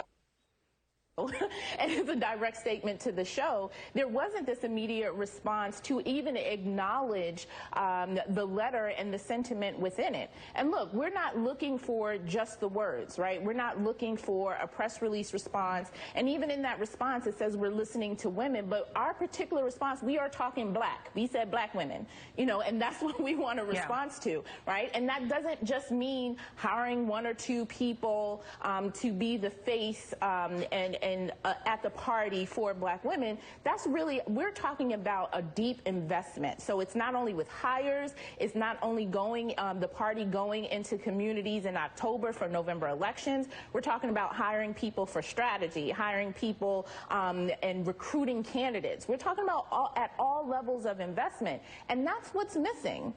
And you know, Crystal, I mean, first of all, L. Joy is awesome. This is why I always like having L. Joy. You better do it. Yeah, I mean, I always love having L. Joy on the show, first of all. And look, every time I get L. Joy, I don't tell her this, but every time I get L. Joy on the show, it's one of those, I can't believe I get L. Joy on the show. Like, I'm not gonna lie, it's that moment for me. It's like one of those mini celebrity moments. I'm like, oh man, it's like her and Bossy. Like every time I get them on the show, I'm like, oh, I can't believe I got them on the show. This is awesome. Yeah, I mean, like again, think about this.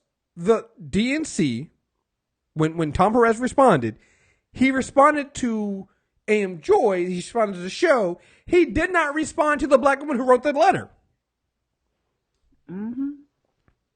It gets worse, though. So again, like I said, the DNC did not send somebody to talk to L. Joy on the panel, right? But someone to do that. I mean, they do this all the time, right? You bring on two opposing views. You bring on somebody from the Republican side. You bring on somebody from the... So they have no problem doing that. They refuse to bring somebody on to talk during that panel. They had Joy Reid had to interview this person separately. And let's go ahead and play that right now because it's full of fuckery. And joining me now is Jamie Harrison, Associate Chair and Counsel for the DNC, to continue our discussion about the future of the Democratic Party. And in the interest of full disclosure to our viewers, we wanted Jamie to join the conversation with L, Joy, and Crystal, but the DNC preferred that he respond one-on-one. So I wanted... First of all, shout out to Joy for making sure we put that up. There. Yeah, put it out there. Make sure they know. Because here's the thing. First of all, if she didn't say that, she would have been accused of, well, why didn't you bring him on? So she was like, no, we did. We wanted them on. So put him on the spot, right? Put them on the spot up front that we wanted you here to talk and confront one of the black women who wrote the letter. You didn't want to do that. So already you're operating. So here's the thing. Jamie Harrison, you might be a good dude, but you're already operating in a hole right now because you didn't come on to talk directly to the black woman who confronted you. And let's be clear, he's a black man. So the DNC knew what they were doing when they sent his ass anyway. Mm-hmm. They didn't just find some white dude. They didn't find Bernie Sanders. They didn't send Joe Manchin. They found a black guy. Mm-hmm. All right? We're going to get to that. Keep in mind, they sent a black guy, though, because it's going to come up later on in this. All right? Let's play it.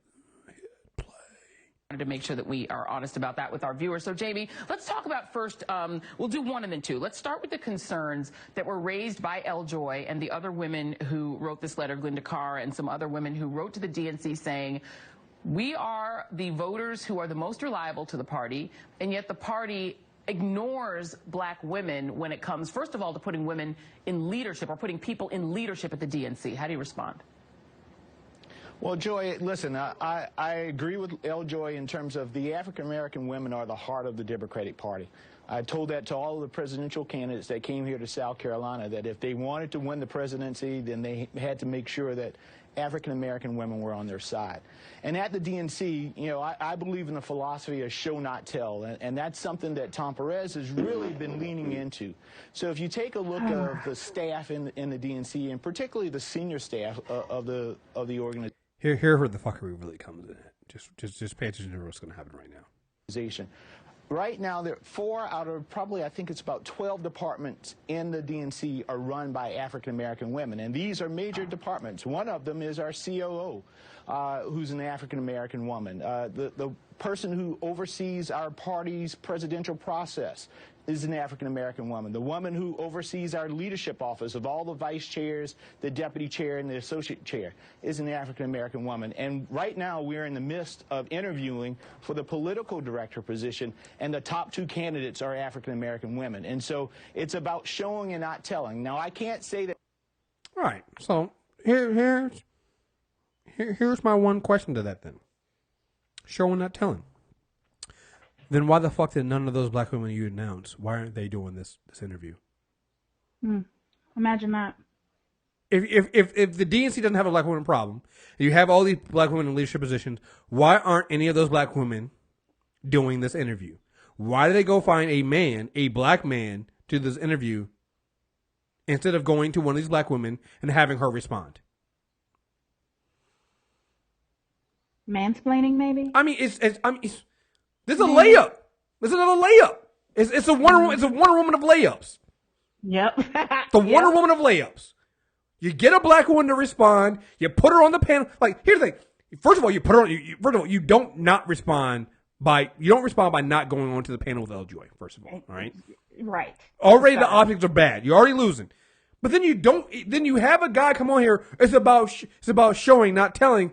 But dude, what you're doing right now is you're telling, not showing. You're doing that. You're doing what you just said that you guys aren't doing because you are here talking to respond to this instead of some black woman that you say is in the leadership. If there is no problem in the DNC with black women in black women in leadership positions, then there will be a black woman right here saying that right now. So it tells me two things. One, there's no black woman making the decisions here. And that's why this Jamie Harrison is here, not some black woman. 2, you went to some black women in leadership, and they told you to go fuck yourself. Because they were like, no, you do have a problem, and you ain't getting me out here lying to L. Joy and to Joy Reid right now. So those are the only 2 responses right there. The only 2. Mm-hmm. Come on. That's a layup. That's a layup. Mm-hmm. It's a layup. I don't understand. I'm gonna let you finish this video and then I'll that is always the case for the other organizations in the Democratic Party, because the DNC is only one of those components. But what I can say in the DNC is that we are working to make sure that the diversity of our party is showcased at the DNC as well. Except, Jamie, that, you know, in the previous iteration of the Democratic Party, at least Donna Brazile was sort of a public face of the party. She was the head of one of those departments. Right now, in the very upper echelon, the top senior leadership of the party, of which you are part, you have Tom Perez, right? You just hired an executive director who is a woman, but a white woman. You have Keith Ellison, who is also another sort of very, very senior person in the party. And when you just had the DNC take its show on the road, it was Tom Perez and Bernie Sanders. So you don't have, I mean, you know, we don't even know about these COOs. There's been no press release about them. I know that Lorna Johnson is also somebody that has been added to leadership on the fundraising side. I know Lorna, but I never saw a press release. I know that she's on the senior leadership because I know her. So why is it that when... Like, that's the problem, too. It's like, you know you sent him into the lion's den anyway, right? Because even though you didn't go on with Joy Reid's still a black woman, and she's still been talking the same. She has receipts, and she's still been talking this stuff. Like I follow. Like, come on, man. She's not a pushover. This ain't going on to Morning Joe and talking to Joe Scarborough. This isn't going to talking to Chris Hayes or talking to Rachel Maddow. You're talking to another black woman who's in on the shit, who's not going to let you go by on this shit. How do you not bring receipts? How do you come in this unprepared to talk to a black woman about a black woman issue? Come the fuck on, yo. Come the fuck on. When the party goes out, you said it's show and not tell. The show has been Tom Perez, Keith Ellison, and Bernie Sanders. Well, Joy, there have been press releases on that. Lorna's press release was released at the same time that mine was. So a few things. If you look at... You're stuttering, Mom. You're stuttering, dude, yo. You're stuttering. Come on. The elected and appointed leadership of the DNC is 11 people. The elected leaders are 8. And of that 8, after the DNC meeting, only 2 of those 8 were African American. It was Karen Carter Peterson and Michael Blake. And so once Tom Perez got in the chair, he appointed 3 new members of the leadership team. Okay. And they're all African American. Okay, Keith Ellison, myself, and Lorna Johnson. Are they African American women though? Because we're talking about African American women.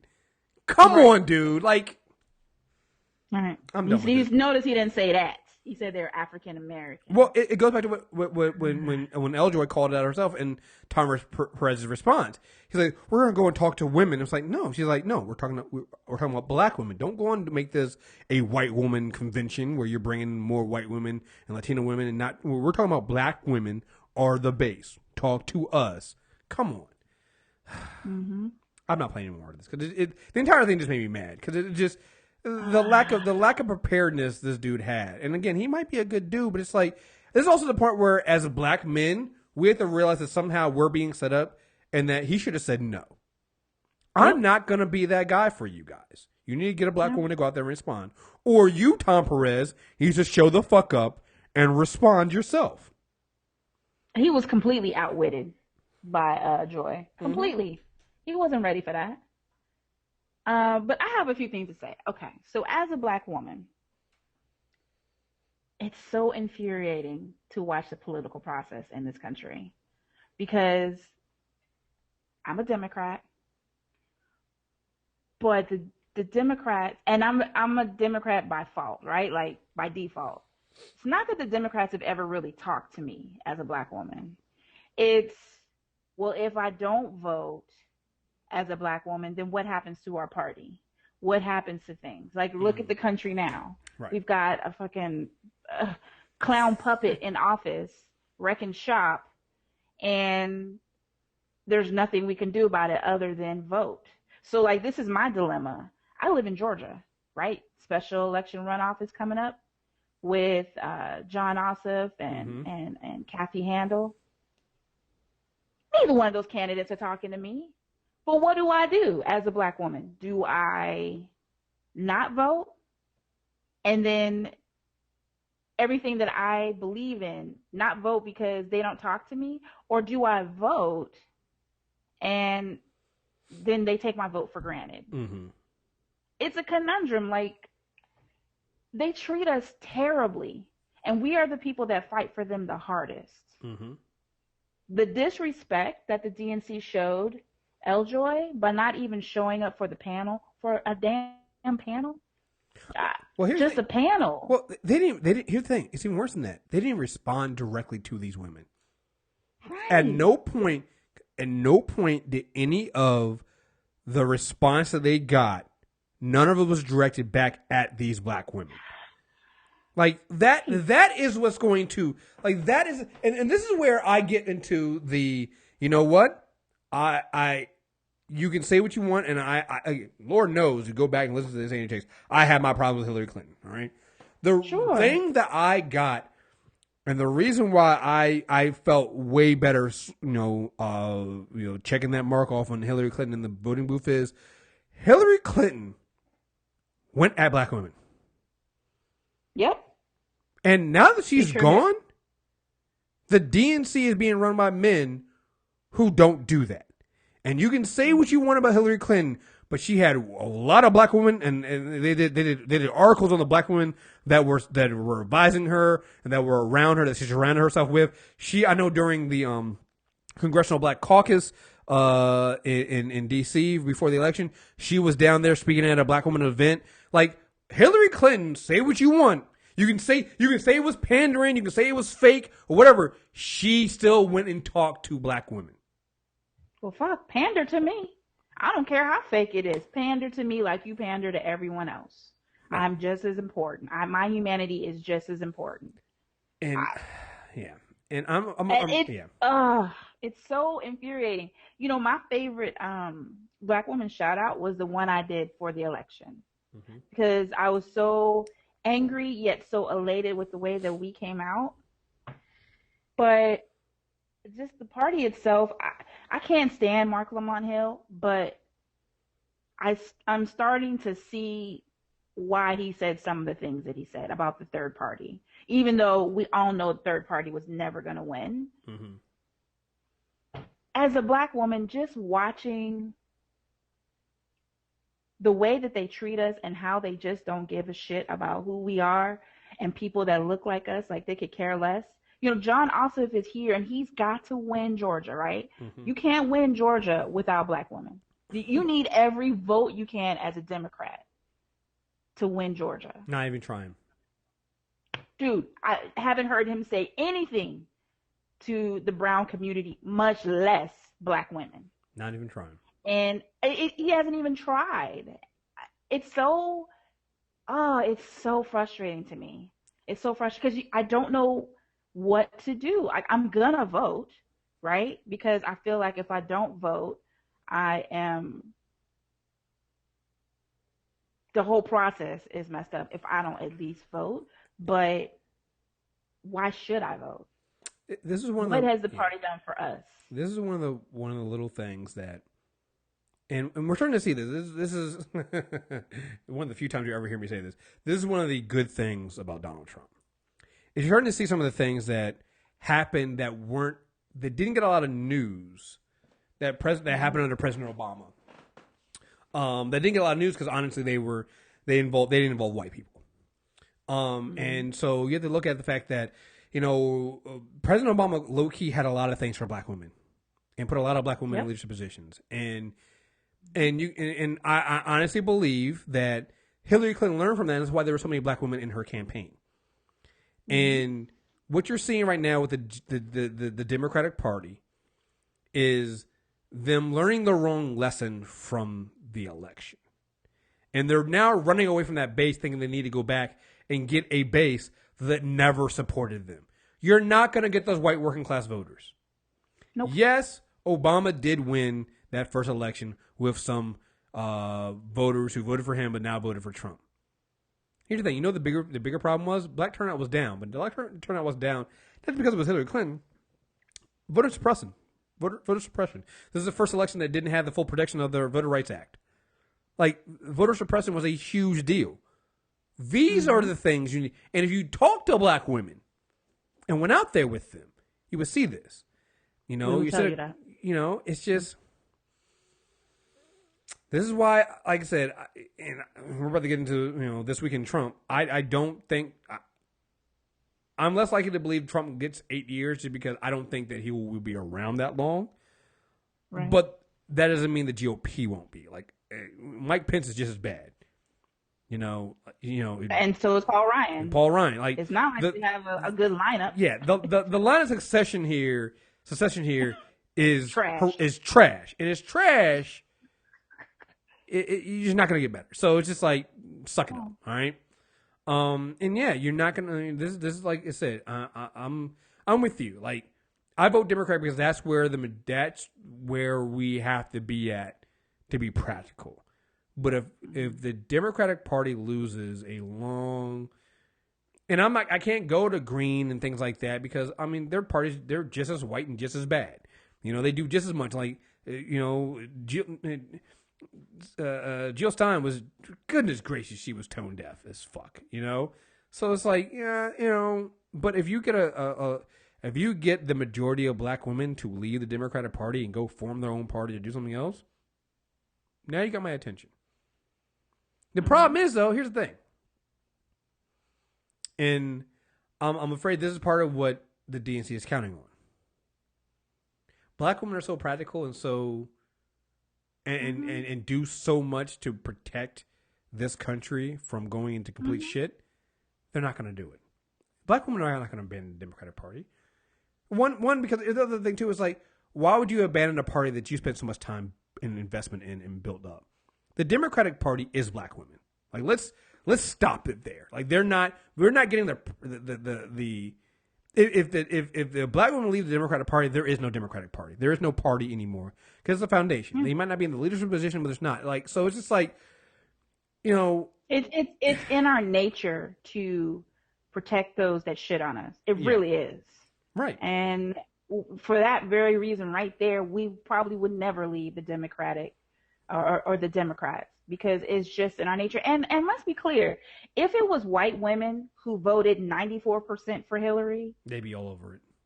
What? They would covet each and every white woman that they thought voted or would vote Democrat. So the fact that they're ignoring black women, even though black women showed up and turned out for them, it just speaks volumes about the people running our political, the people running our country. It just says a lot. And just for the record, for people who think that Hillary Clinton was just pandering, I believe one of the first things she did after election, she came to the defense of like some black women, like I think it was Maxine Waters and some other people. Like, Hillary Clinton did not. We tend to believe that somehow that Hillary Clinton is more of a liar than other politicians are, and she's just not trustworthy. You can't believe in it. And one, that's not true. And two, I believe it was genuine. Like, and I've seen black women who work with her say this. Her care and her belief in supporting the black community and the black women in atoning for something, it was genuine. So, yeah, we fucked up on this one. Yeah, black women didn't, but everybody else did. All right, let's go into some this week. Let's do some quick hits in This Week in Trump. So stupid. The Trump campaign has gotten to the point where I think I saw it was an amazing little graphic on CNN where Trump spokeswoman said he cannot speak for Trump. I think they were asking him if Trump still believes climate change is a hoax, and Trump's spokesman said, "I cannot speak for the president." You're the president's spokesman. That is your job. Your job is the job requirement is specifically to speak for the president. The fuck do you mean you cannot? But they can't speak for the president and saying that fake words are actually not fake words to mean something. So if you didn't know, on Twitter, Trump is still using Twitter, and he came out and tweeted something about what was his. Let me see what was the original tweet. Covfefe tweet? Yeah, Covfefe. Let me see. I gotta see what he was trying to say. Here's the thing. We know what he was trying to say. He was trying to say coverage. He was trying to say. He was trying to say the press coverage is fake. Let me see. Where's his original tweet? Yeah, despite the constant negative press Covfefe, supposed to be coverage. All right. But Trump fans are so stupid, they can't realize that they can't admit. Here's the problem with people that voted for Trump and support Trump. They can't admit that he's wrong on anything. He can't admit he's wrong on anything. Yeah, he can't. The hell you think they're going to be able to do? So they started trying to say, because then he came out and said, who can understand the real meaning of Covfefe? And then Sean Spicer came out and tried to say that it's a real word and real fans know what it is. So then diehard. So here we go. Diehard fans of Donald Trump on Reddit believe they cracked the code to Donald Trump's secret trolling genius. The true definition of Covfefe. Trump tweeted the typo instead of the word covers late Tuesday night, prompting an onslaught of memes and ridicule since. But a user on Reddit's the Donald, the largest Trump community on the web, I can't believe that exists, believes he found out the true meaning of by running a variation of the word through Google Translate. We all thought it was funny, but I thought that was maybe the president. Thought it was maybe because President Trump got interrupted mid-tweet by the Kabul bombing, wrote the user. We gonna MAGA late on Wednesday. But Sean Spicer said cryptically, the president and a small group of people know exactly what he meant. And somebody figured out that it translates into Arabic as "I will stand up." Doesn't even make sense. Because here, again, remember, the original tweet was, so I will stand up. Despite the constant negative press, I will stand up. What? Like exactly. that doesn't make us. I will stand up to what? You'll stand up and what? You stand up and get a piss? You'll stand up and sit down? Like what the fuck? All right, whatever. Can I say this? Yes. He's stupid, y'all. Yeah. Just stop. He's dumb as shit. He's stupid. Yeah. He's stupid. Stop trying to make up excuses for what he's doing. This nigga probably fell asleep tweeting. No, He's stupid. I know exactly what it is. When you look at if you order your phone and go in and try to type coverage, what you know is,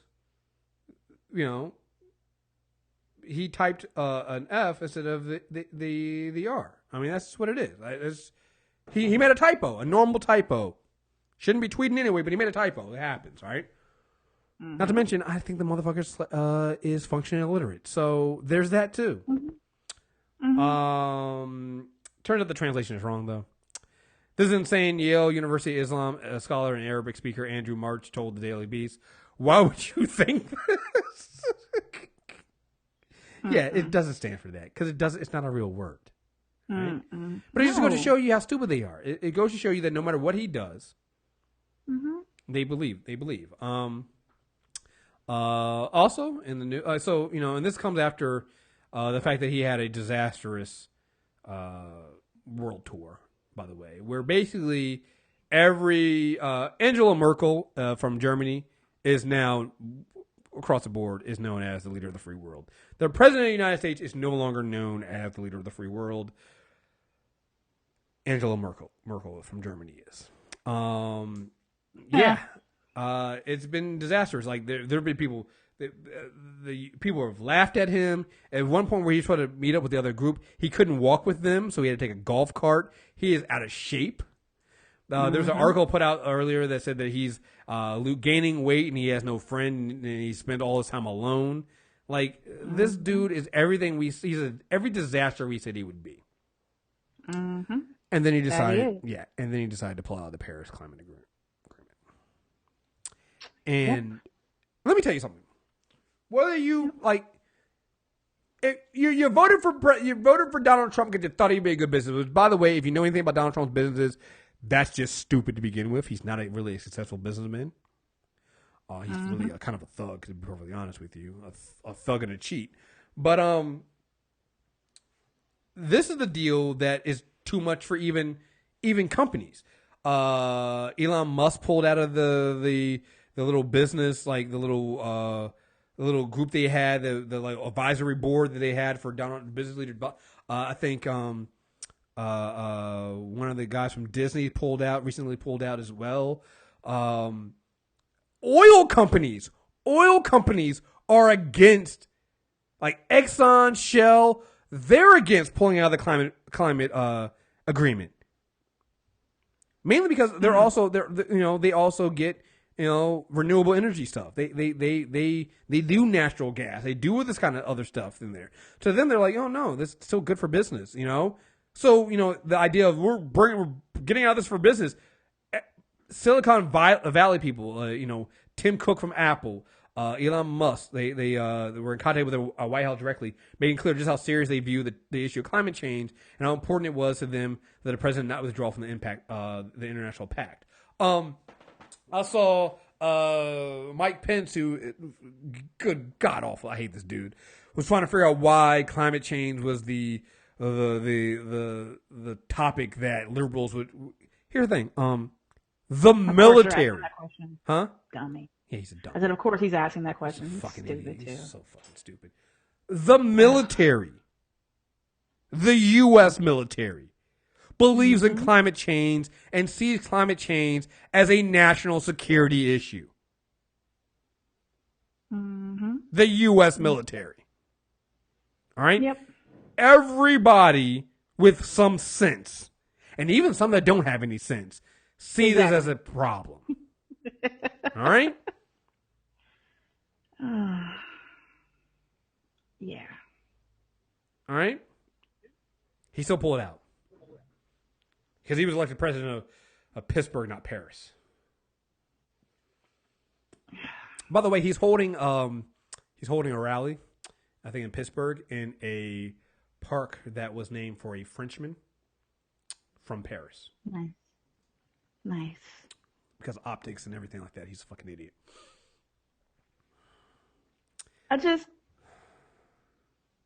Y'all did this. Y'all did this. Y'all need to fix this shit. Y'all need to fix this, because if y'all don't get control of this clown, this fool, and y'all don't do it quick, it's going to be some real repercussions that we can never get away from. It's becoming clear that everything he's doing is to roll back everything that Obama did. And that it's all out of spite. It's not out of running the country. It's not out of being, America first or anything like that.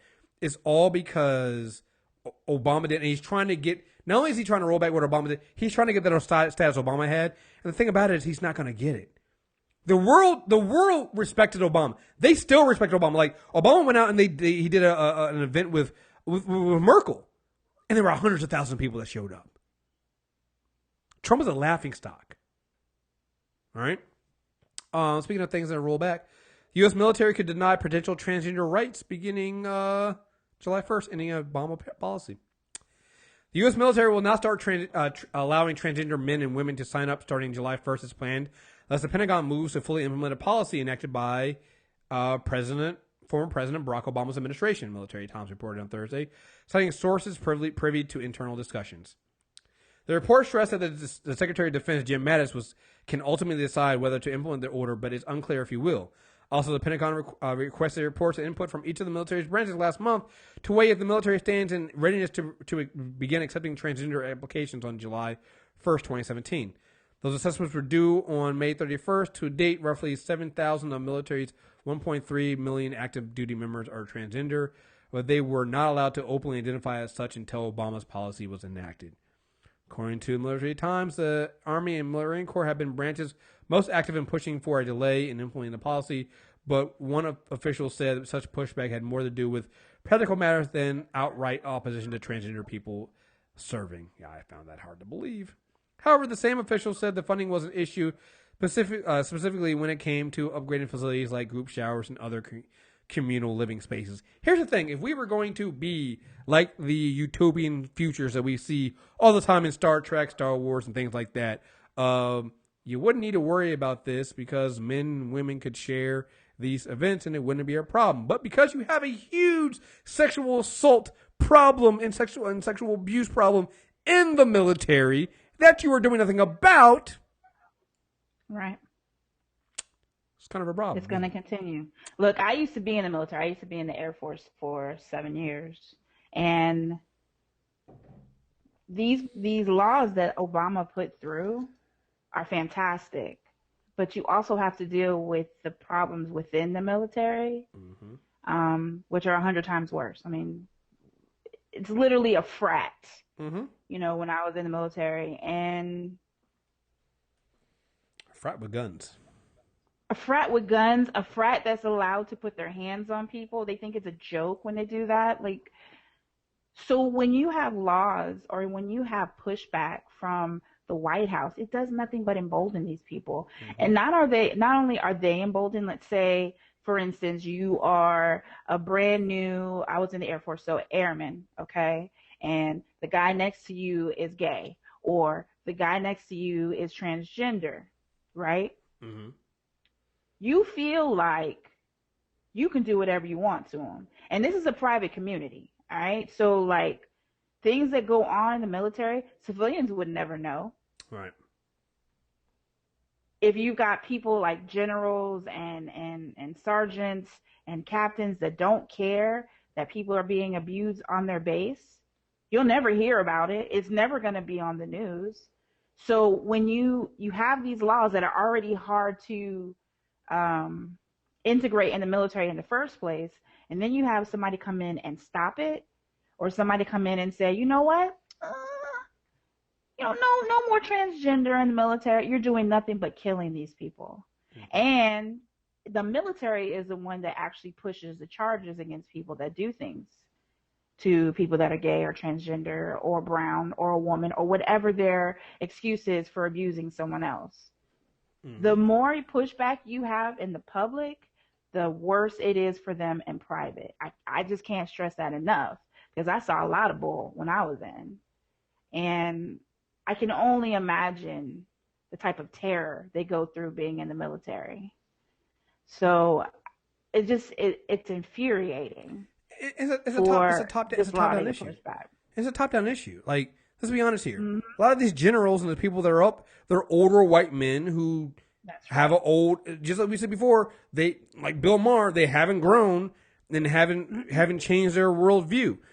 That matters. Like, I worked for a company at one point that had its CEO and had its upper leadership fully committed to LGBTQ rights before that was even like a thing. All right? They were fully committed to it. And from top down, it mattered. Because if you're in that community, you feel accepted. And so if you don't have somebody there who believes in that, then it's, like you said, it's going to embolden the people who are on the ground and are bigots. And it's just, like I said, this is a top-down issue. Whether it's LGBTQ rights, or whether it's women being abused and sexually assaulted, or men being sexually assaulted, because another quiet thing that happens in the military that nobody talks about. Any of these things, they happen because of leadership, top down.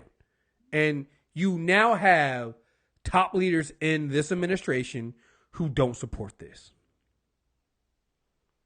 Yep. So where do you think it's going to happen? Where do you think it's going to go? And they openly don't support it. That's my point. They openly don't support it. So when you're back on that base and you just want to go to work without somebody touching you, without somebody throwing a slur at you, and you know openly people are hostile to who you are as a person, that type of terror, it's hard to describe. I can't even imagine. So I feel for anybody that's in the military now, that has to deal with that. Because it's there. I didn't put this in the show notes, but it's something I wanted to throw that I saw that's coming across.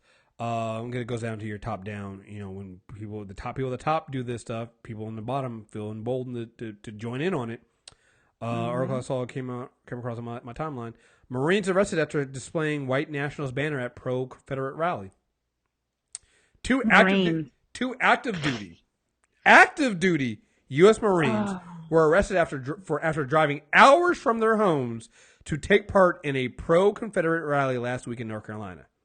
Sergeant Michael Chesney and Staff Sergeant Joseph Manning were arrested for trespassing after draping a white nationalist banner over a building in downtown Graham during a May 20th demonstration, reported the Times News.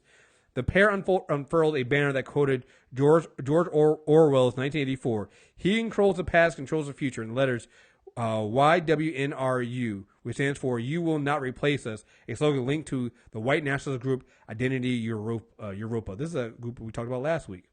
The group has gained followers in recent years by blanketing college campuses with white nationalist literature, although it's unclear whether either Marine is directly involved with Identity Europa or similar groups. The Marines told arresting officers they had gone to the rally to record video of the protests from the industrial workers of the world to prove the social group wasn't peaceful. Chesney serves as an explosive ordnance disposal technician based at Marine Corps Air Station Cherry Point, and Manning serves in the Marine Corps Engineering School at Camp Lejeune. The servicemen were each charged with first-degree trespassing and misdemeanor offense, and released on a $1,000 bond the same day as their arrest. The incident is under investigation by military personnel.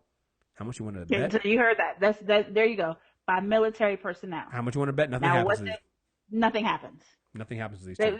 This is probably what's going to happen. Now, first of all, as somebody that's in the military, you're never supposed to have the media's eye. Once you have the media's eye, it kind of gets bigger for you. But they're probably going to get something stupid like a letter of reprimand that is going to be on their record, whoop-de-whoop, or they may get a strike taken away for a short amount of time. But it's not going to be anything that is real and true. And on top of that, you notice in the article they say they drove miles away. Mm-hmm. So they knew they couldn't do it near the base. Mm-hmm.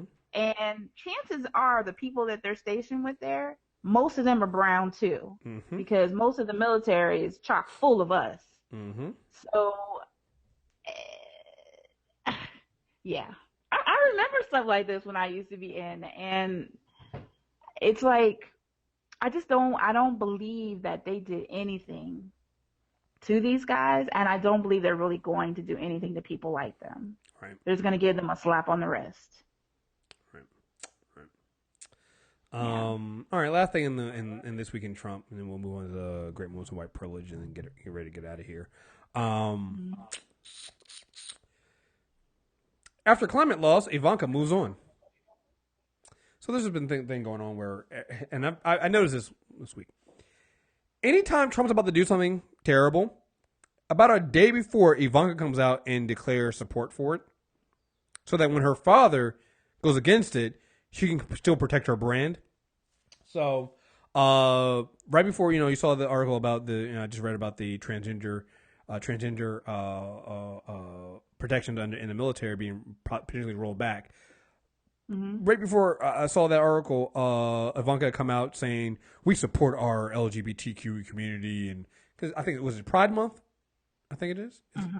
Yeah, mm-hmm. So it is. She came out in support of Pride Month, and then her father is out here about to have his military roll back protections for part of that community. So she came out and saying about climate change, and then her father backs out of the Paris climate control deal. She comes out and supports women and does that whole talk in Germany about, being a social woman and women in business and things like that. And then her father celebrates passing of the House healthcare bill that is completely terrible for women's health. Yep. Ivanka Trump is a piece of shit. Mm-hmm. I need people to realize that. She is terrible. She is everything that people claim Hillary Clinton and Chelsea Clinton are. Like, Chelsea Clinton comes out and says something like, we shouldn't have backed out of that Paris deal. We shouldn't do that. Even if, let's say Chelsea does have, and I don't even think necessarily that Chelsea has any political aspirations. I think she's doing things because, honestly, she's doing what any good daughter would do, and she supports her mom, and this is things her mom would say. Her mom may not be able to come out and say it all the time, so Chelsea says it. And these are right things. And also, I believe Chelsea believes some of these things, and some of these things are wrong. Like, when Chelsea comes out and says things, she doesn't say things on some, I don't read them as, oh, she's trying to run for office. I read it as, she's a high-profile person in the United States who sees something as wrong, and she's doing what all the rest of us are doing and speaking out against it. Mm-hmm. Meanwhile, Ivanka Trump is doing everything in her power to try to protect her brand and make her seem like she's not the piece of shit her father is. Oh, well, I tried to do the best I could, and he didn't listen to me. During her father's presidential transition, Ivanka Trump hauled Al Gore into Trump Tower to discuss climate change with Donald Trump. He sat down with the actor and activist Leonardo DiCaprio, who gave her a copy of his climate change documentary Before the Flood. She told friends and associates that she was picking and choosing the issues where, as a one-time Democrat, she might be able to influence her father. Climate change was on the list. On Thursday, in a peppy Rose Garden ceremony that included a brass band, Trump announced he was withdrawing from the Paris Climate Accords and a fulfillment of a campaign promise, but also a major blow to global efforts to combat climate change. By the way, Nicaragua and Syria are the only two nations that did not sign the Paris Accords, and Nicaragua didn't because they believed it didn't go far enough. So Nicaragua, you can't even, like, people keep saying it's 3 nations. It's really 2.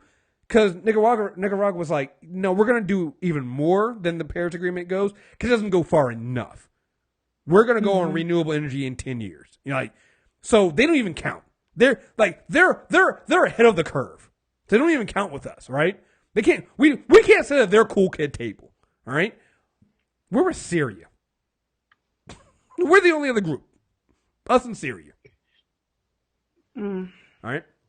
After she organized a 5 weeks of meetings focused on the Paris Agreement, including her own sit down with EPA Administrator Scott Pruitt and enlisting people like Apple CEO Tim Cook to speak to the president about climate change, Ivanka appeared to have lost on one of the issues where she at one point expected to hold some sway. Elected to represent the citizens of Pittsburgh, not Paris, a defiant Trump claimed, pushing his decision as he moved to represent the reassertion of American sovereignty.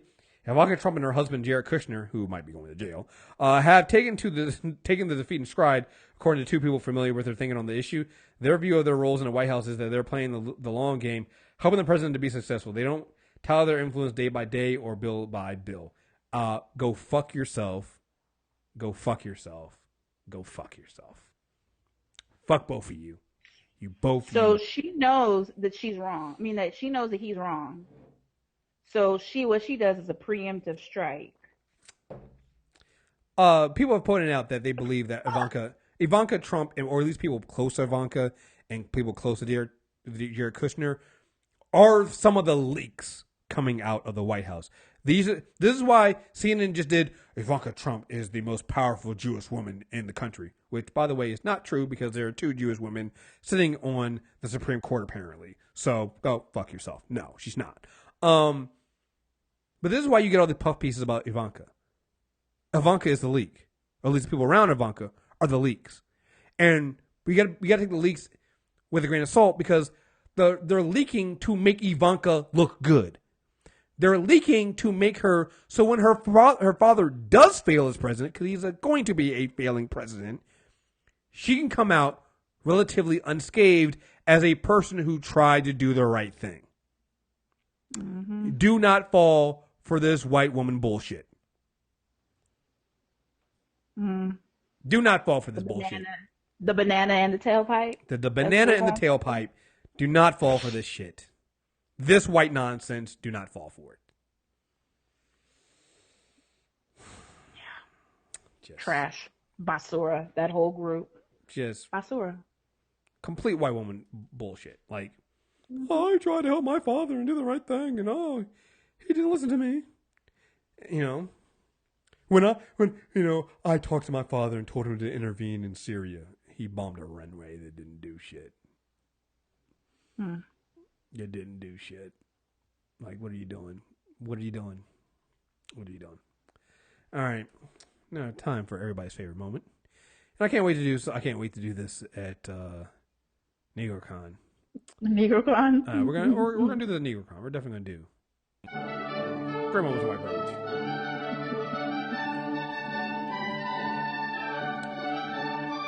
Great moments of white privilege. We talk about some of the great moments where white people are just using that privilege, and we got this one here. 16-year-old girl allegedly used a machete to hack an Uber driver to death. A machete? A knife and a machete. She had two. Okay. A 16-year-old girl was charged. One's not enough? Yeah. A 16-year-old girl was charged Wednesday with first-degree murder for allegedly stabbing and hacking a Uber driver to death in suburban Chicago over Memorial Day weekend. You know those black people in Chicago, right? You know, am I right? Violence in Chicago, black people. White person though. Okay. Prosecutors told reporters at a news conference on Wednesday that the teenage girl hailed an Uber from a Walmart in Lincolnwood, Illinois, in the early hours of Tuesday. When she got in the car, she began stabbing the driver with a shoplifted machete and knife, prosecutors said. So she not only stabbed and killed a person, she's also a thief. Driver was identified as Grant Nelson, a 34-year-old resident of Wilmette, Illinois. He had been working for Uber since February 2016. He was well regarded by his riders, according to a company spokesman. Let's see here. Now I got to say that this is where we get down to where the privilege comes in at. So. Wasini was let's see, he died from Wasini was Eliza Wasini is the name of the girl. She was seen walking nonchalantly through the Walmart around 3 a.m. Tuesday, holding a machete in one hand and a knife in the other before walking outside without paying for either. By the way, I thought they usually lock these things up. So just by the way, again, just the fact that remember, I want you guys to remember, John Crawford had a BB gun in a Walmart on the phone down by his side, wasn't pointing at anybody, had the cops called against him. The cops came around the corner, shot him dead. As he said on the phone, it's not real. Shot dead. Cops never charged. Keep that in mind. Keep that back in your mind. Right. Without paying for either, Cook County State's Attorney Michelle Cunningham said at a press conference she was not stopped by any Walmart employees. What is it? Must be nice to walk around and not be followed by employees, right? As a black person, I don't know what that's like, you know? Literally just walked out of the store with the stuff. Nothing, no alarms went off, nobody stopped her, literally just walked out. That was her shoplifting, walked out. This is completely fucking amazing. Who was wearing a loose sleeve gray Cubs t-shirt, ordered an Uber a few blocks away from Walmart at 3:18 a.m. Only 2 minutes after Nelson picked her up in the Uber, she began to hack and stab him from the back seat, Cunningham said. Nelson managed to stop the car on the driveway of a condominium building before he ran into the lobby. He was heard banging and screaming, help me, I'm going to die. After residents called 911, and this is where we get in. Oh, wait, no, is this the part? Let's see. No. Okay, so let me go down to. I'm trying to go down. She tried to drive away in the car, in Nelson's car, but struck a median and then attempted to flee on foot. A police officer spotted her nearby wearing only her bra and leggings. All right, now here's where we get some real great. She's already like on an 8 on the white privilege scale. All right, we're about to get the 10. Here we. She's gonna stick the landing on this one. Officers pursued her and found her crouching by a large air conditioning generator in a building, Cunningham said. Despite repeated requests to drop the machete and knife that were still in her hands, she refused to comply. So surely they shot her to death, right? Because she has not just one weapon, but two, and refused to comply. So clearly these officers were fearing for their lives, and they shot her to death, and that's the end of the story. Correct? Right? You know this happened, right? Of course, right? Mm-hmm. Sure. She was taken into custody after being tased by officers, Cunningham said. Tased. I got nothing else. That's it. That's the story. That's it. She was taken into custody. That's it. Okay. Taken into custody. It says a knife and a machete. You can't hide a machete. All right. We have seen officers shoot black people in the back on camera because they fear for their lives because there might have been a knife. Tamir Rice was gunned down That BB gun never got out of his waist pocket. I don't give a fuck what anybody says in that video. That gun, the officer who shot him never saw that BB gun at all. He was shot dead. This woman refused to comply, had a machete and a knife in her hand, and she is going to jail alive. It's amazing how it's done. White privilege is amazing. Mm-hmm. Absolutely amazing. Absolutely amazing. It's amazing. Imagine. Imagine that. Imagine that. So did you see, I don't know if you saw this, but HBO responded to Bill Maher. Oh, God. What did they do? See that? No, what did they do? What did they say? This is what they said. They said that Bill Maher's comment last night was completely inexcusable and tasteless. And listen to this. This is all they're going to do. We are removing his deeply offensive comment from any subsequent airings of the show. Get the entire fuck out of here. That's all they're doing. Get Bill Maher the fuck out of here. Mm-hmm. That's going to be the name of the show. I'm trying to figure out what the name of the show is going to be. The name of the show is going to be Get Bill Maher the fuck out of here. I'm tired of this dude. I'm tired of him. I'm tired of this shit, man. Like, it's so beyond the pale. It's so just, what? He's not even that good. Mm-mm. He's not even that good at what he does. He's not insightful. He's not funny. You can replace him with Larry Wilmore right now. The show would instantly be better. Sure, you lose the racist white people you got in your fucking audience, but did you really need them? All right. And you gained so many more that you've already lost. Come on, man. Just tired of this shit. Of course they did that. Of course. So fuck it. All right. Great moments in white privilege. Yeah, second great moments in white privilege there. Fuck you, Bill Maher. Anyway. All right. Moving on here. We Black Woman Shoutout time. So I'll let you think about your Black Woman Shoutout for a minute. I got mine here. We have Diane Linston. She's a fashion designer from Cleveland, Ohio. Her company is Styles of Imagination. They're located in, I'll put all the information there. Maple Heights, Ohio. It's Styles of Imagination, all together, no spaces.com. And let me see. I had the site open. Let me make sure. Oh, I think I closed it. Hold on. Let me go there real quick. They have some really nice stuff. Styles of Imagination. There we go. And you can find them again. Styles of Imagination. Let me see. Let me open up there. I had a document I had open a few seconds ago. Here we go. Yeah, Styles of Imagination was voted best clothing company in Maple Heights in 2014.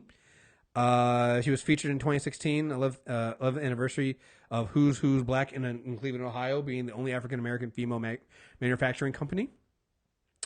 Maple Heights' very own fashion designer Diane Linston steps out as one of the most talented fashion designers in the state of Ohio. She has been featured in over 20 magazines, nationally and internationally. She was featured in Today's Black Woman, September 2013, Noire Magazine, December 2013, and OhioCleveland.com 2013 issue, and a slew of other ones. Styles of Imagination is a blood name for all of Diane's collections. The NGU design label is Diane's signature line. NGU stands for Never Give Up, and has been Diane's rallying cry through her pursuit of becoming a high fashion designer. My dreams are more than just being a fashion designer, states Diane. It's dreams come true for me. As a dream come true for me, my career has not been easy, and I've learned everything about fashion the hard way. I've never gave up my dreams, hence NGU was born. Actually, let me see. You know what I can do? I can share the screen. Let me see. Styles of Imagination.com. Let's go here and see if we can share the screen so everybody can see what I'm looking at, because yeah, some really nice designs here. And obviously have black women modeling the clothes, so you gotta love that. Come on here.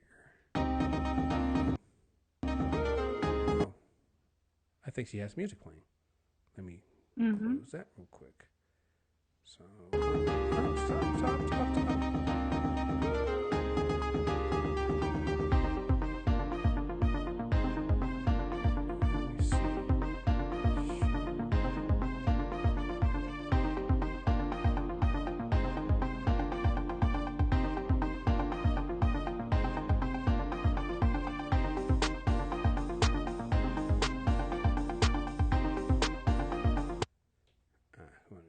stuff real quick.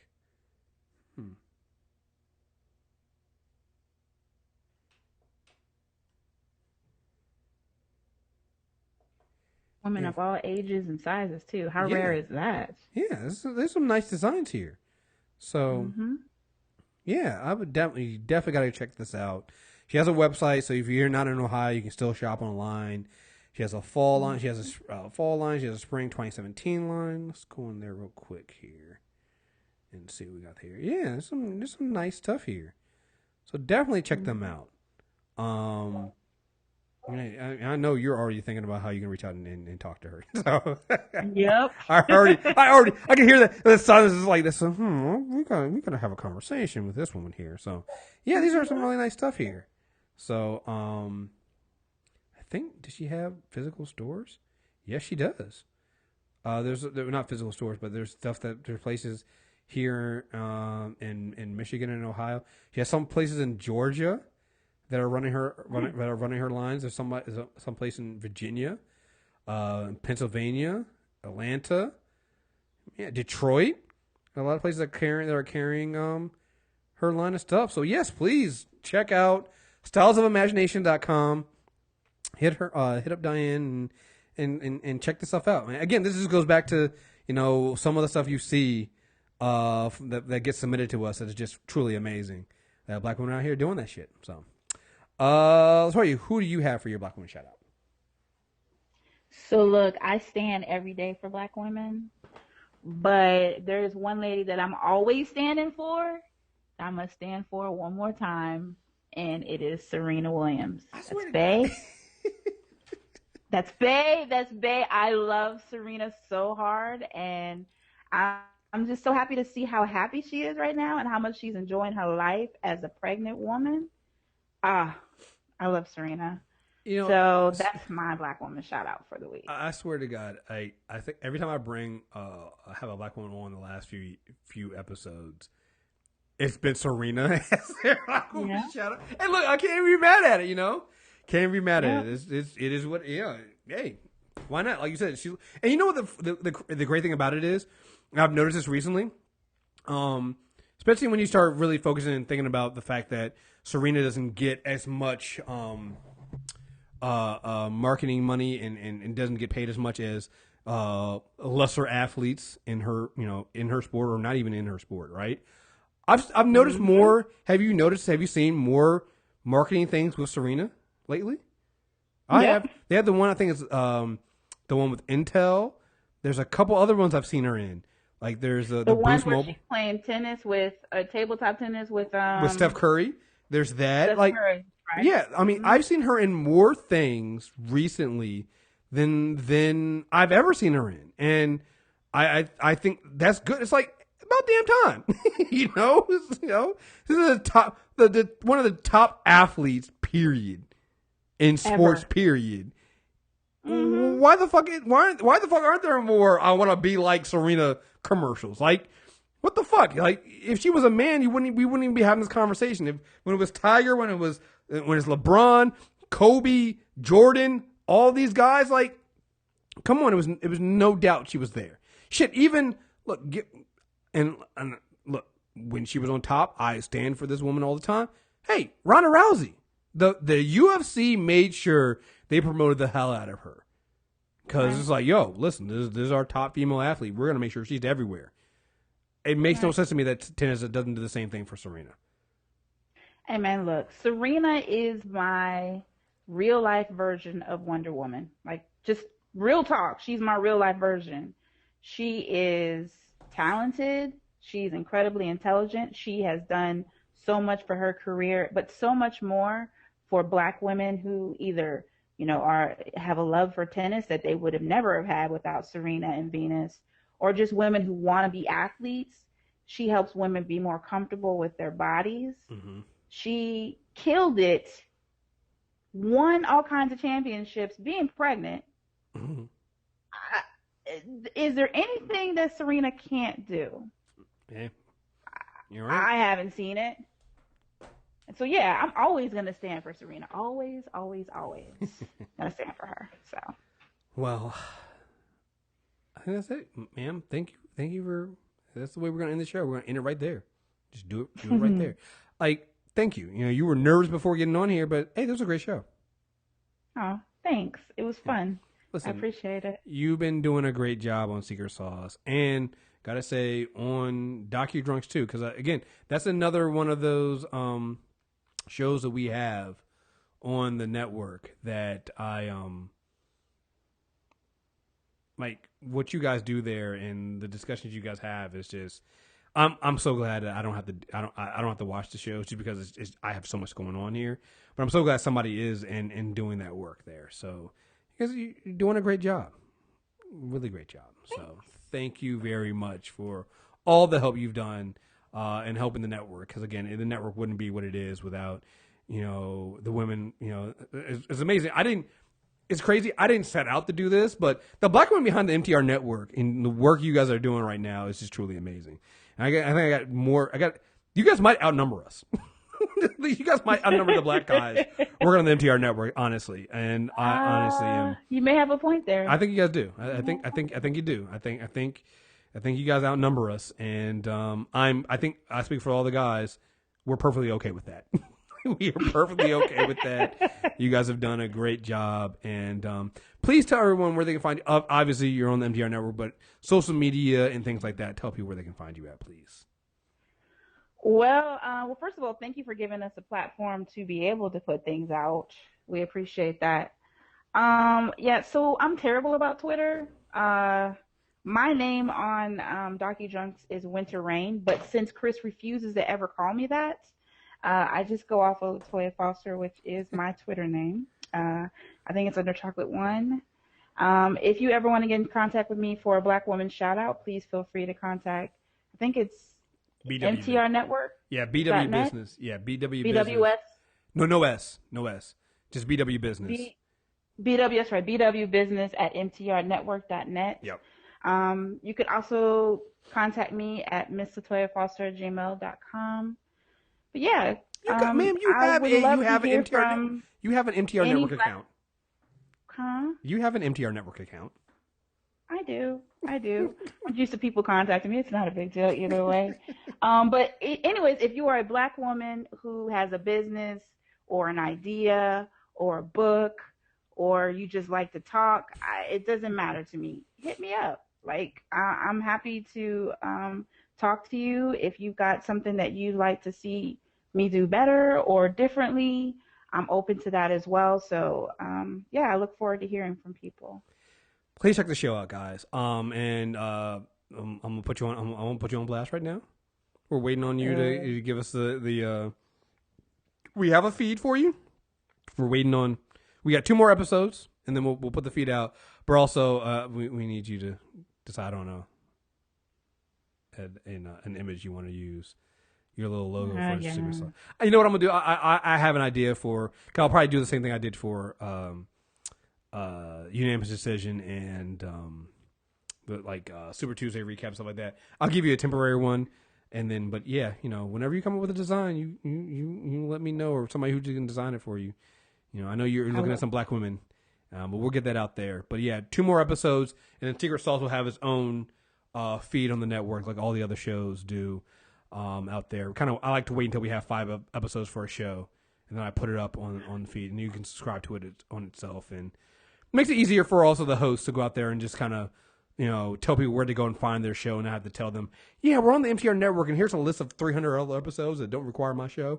So we're gonna get that out there. So can I put out something too? Yeah. Like, I do have some graphic designers that have contacted me, but if you haven't and you are a graphic designer, contact me so we can, see if we can use your design for the show. Yeah. Like I said, I love reaching out to different people. I've had different people, like I said, Jamie helped me with the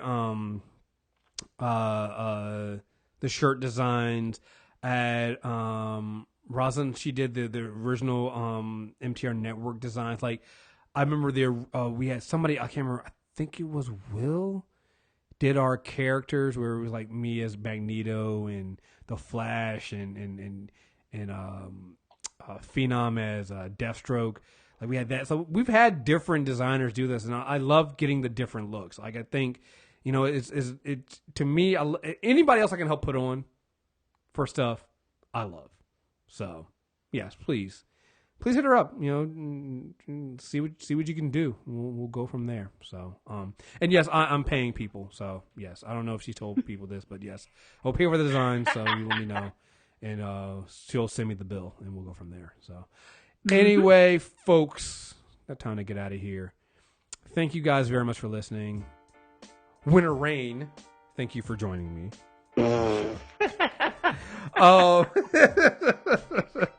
Again, you can find us on mtrnetwork.net or .com. Both of them work. They both redirect to the same place. You can find this show, Insanity Check, on iTunes, Stitcher Radio, Google Play Music. Also, you can get the main feed on MTR Network, also on iTunes. And there, we got some stuff coming out for Super Tuesday recap, some Character Corner stuff coming out, all the shows. Again, premium stuff is out there. And stay tuned. Again, go to mtrnetwork.net. Keep an eye on for the store link to go live. We have those new shirts coming out there. If you see I've actually put the video up on YouTube. You see the shirt right now. It's a bunch of cool stuff out there right now. If you're in the group, you've seen some of the designs as well, because I put the shirts we bought. I put them into the group. So again, go to the MTR Network group on Facebook. Also, subscribe to us on YouTube. We're kind of on con season, so we're going to have plenty of videos coming out there on the MTR Network YouTube feed. So check that out. And we're not going to record NegroCon. I might be taking video, again, some testimonials from people that are there to tell you how much fun they had at NegroCon. And maybe I'll do some clips here and there. So check it out. We're all over the place. Also, Instagram, MTR Network. And I'm Insanity Report on Twitter. And you got the show, the entire network's account is the MTR Network on Twitter as well. So, folks, thank you very much for listening. And thank you guys. Until next time, we're out of here. Peace.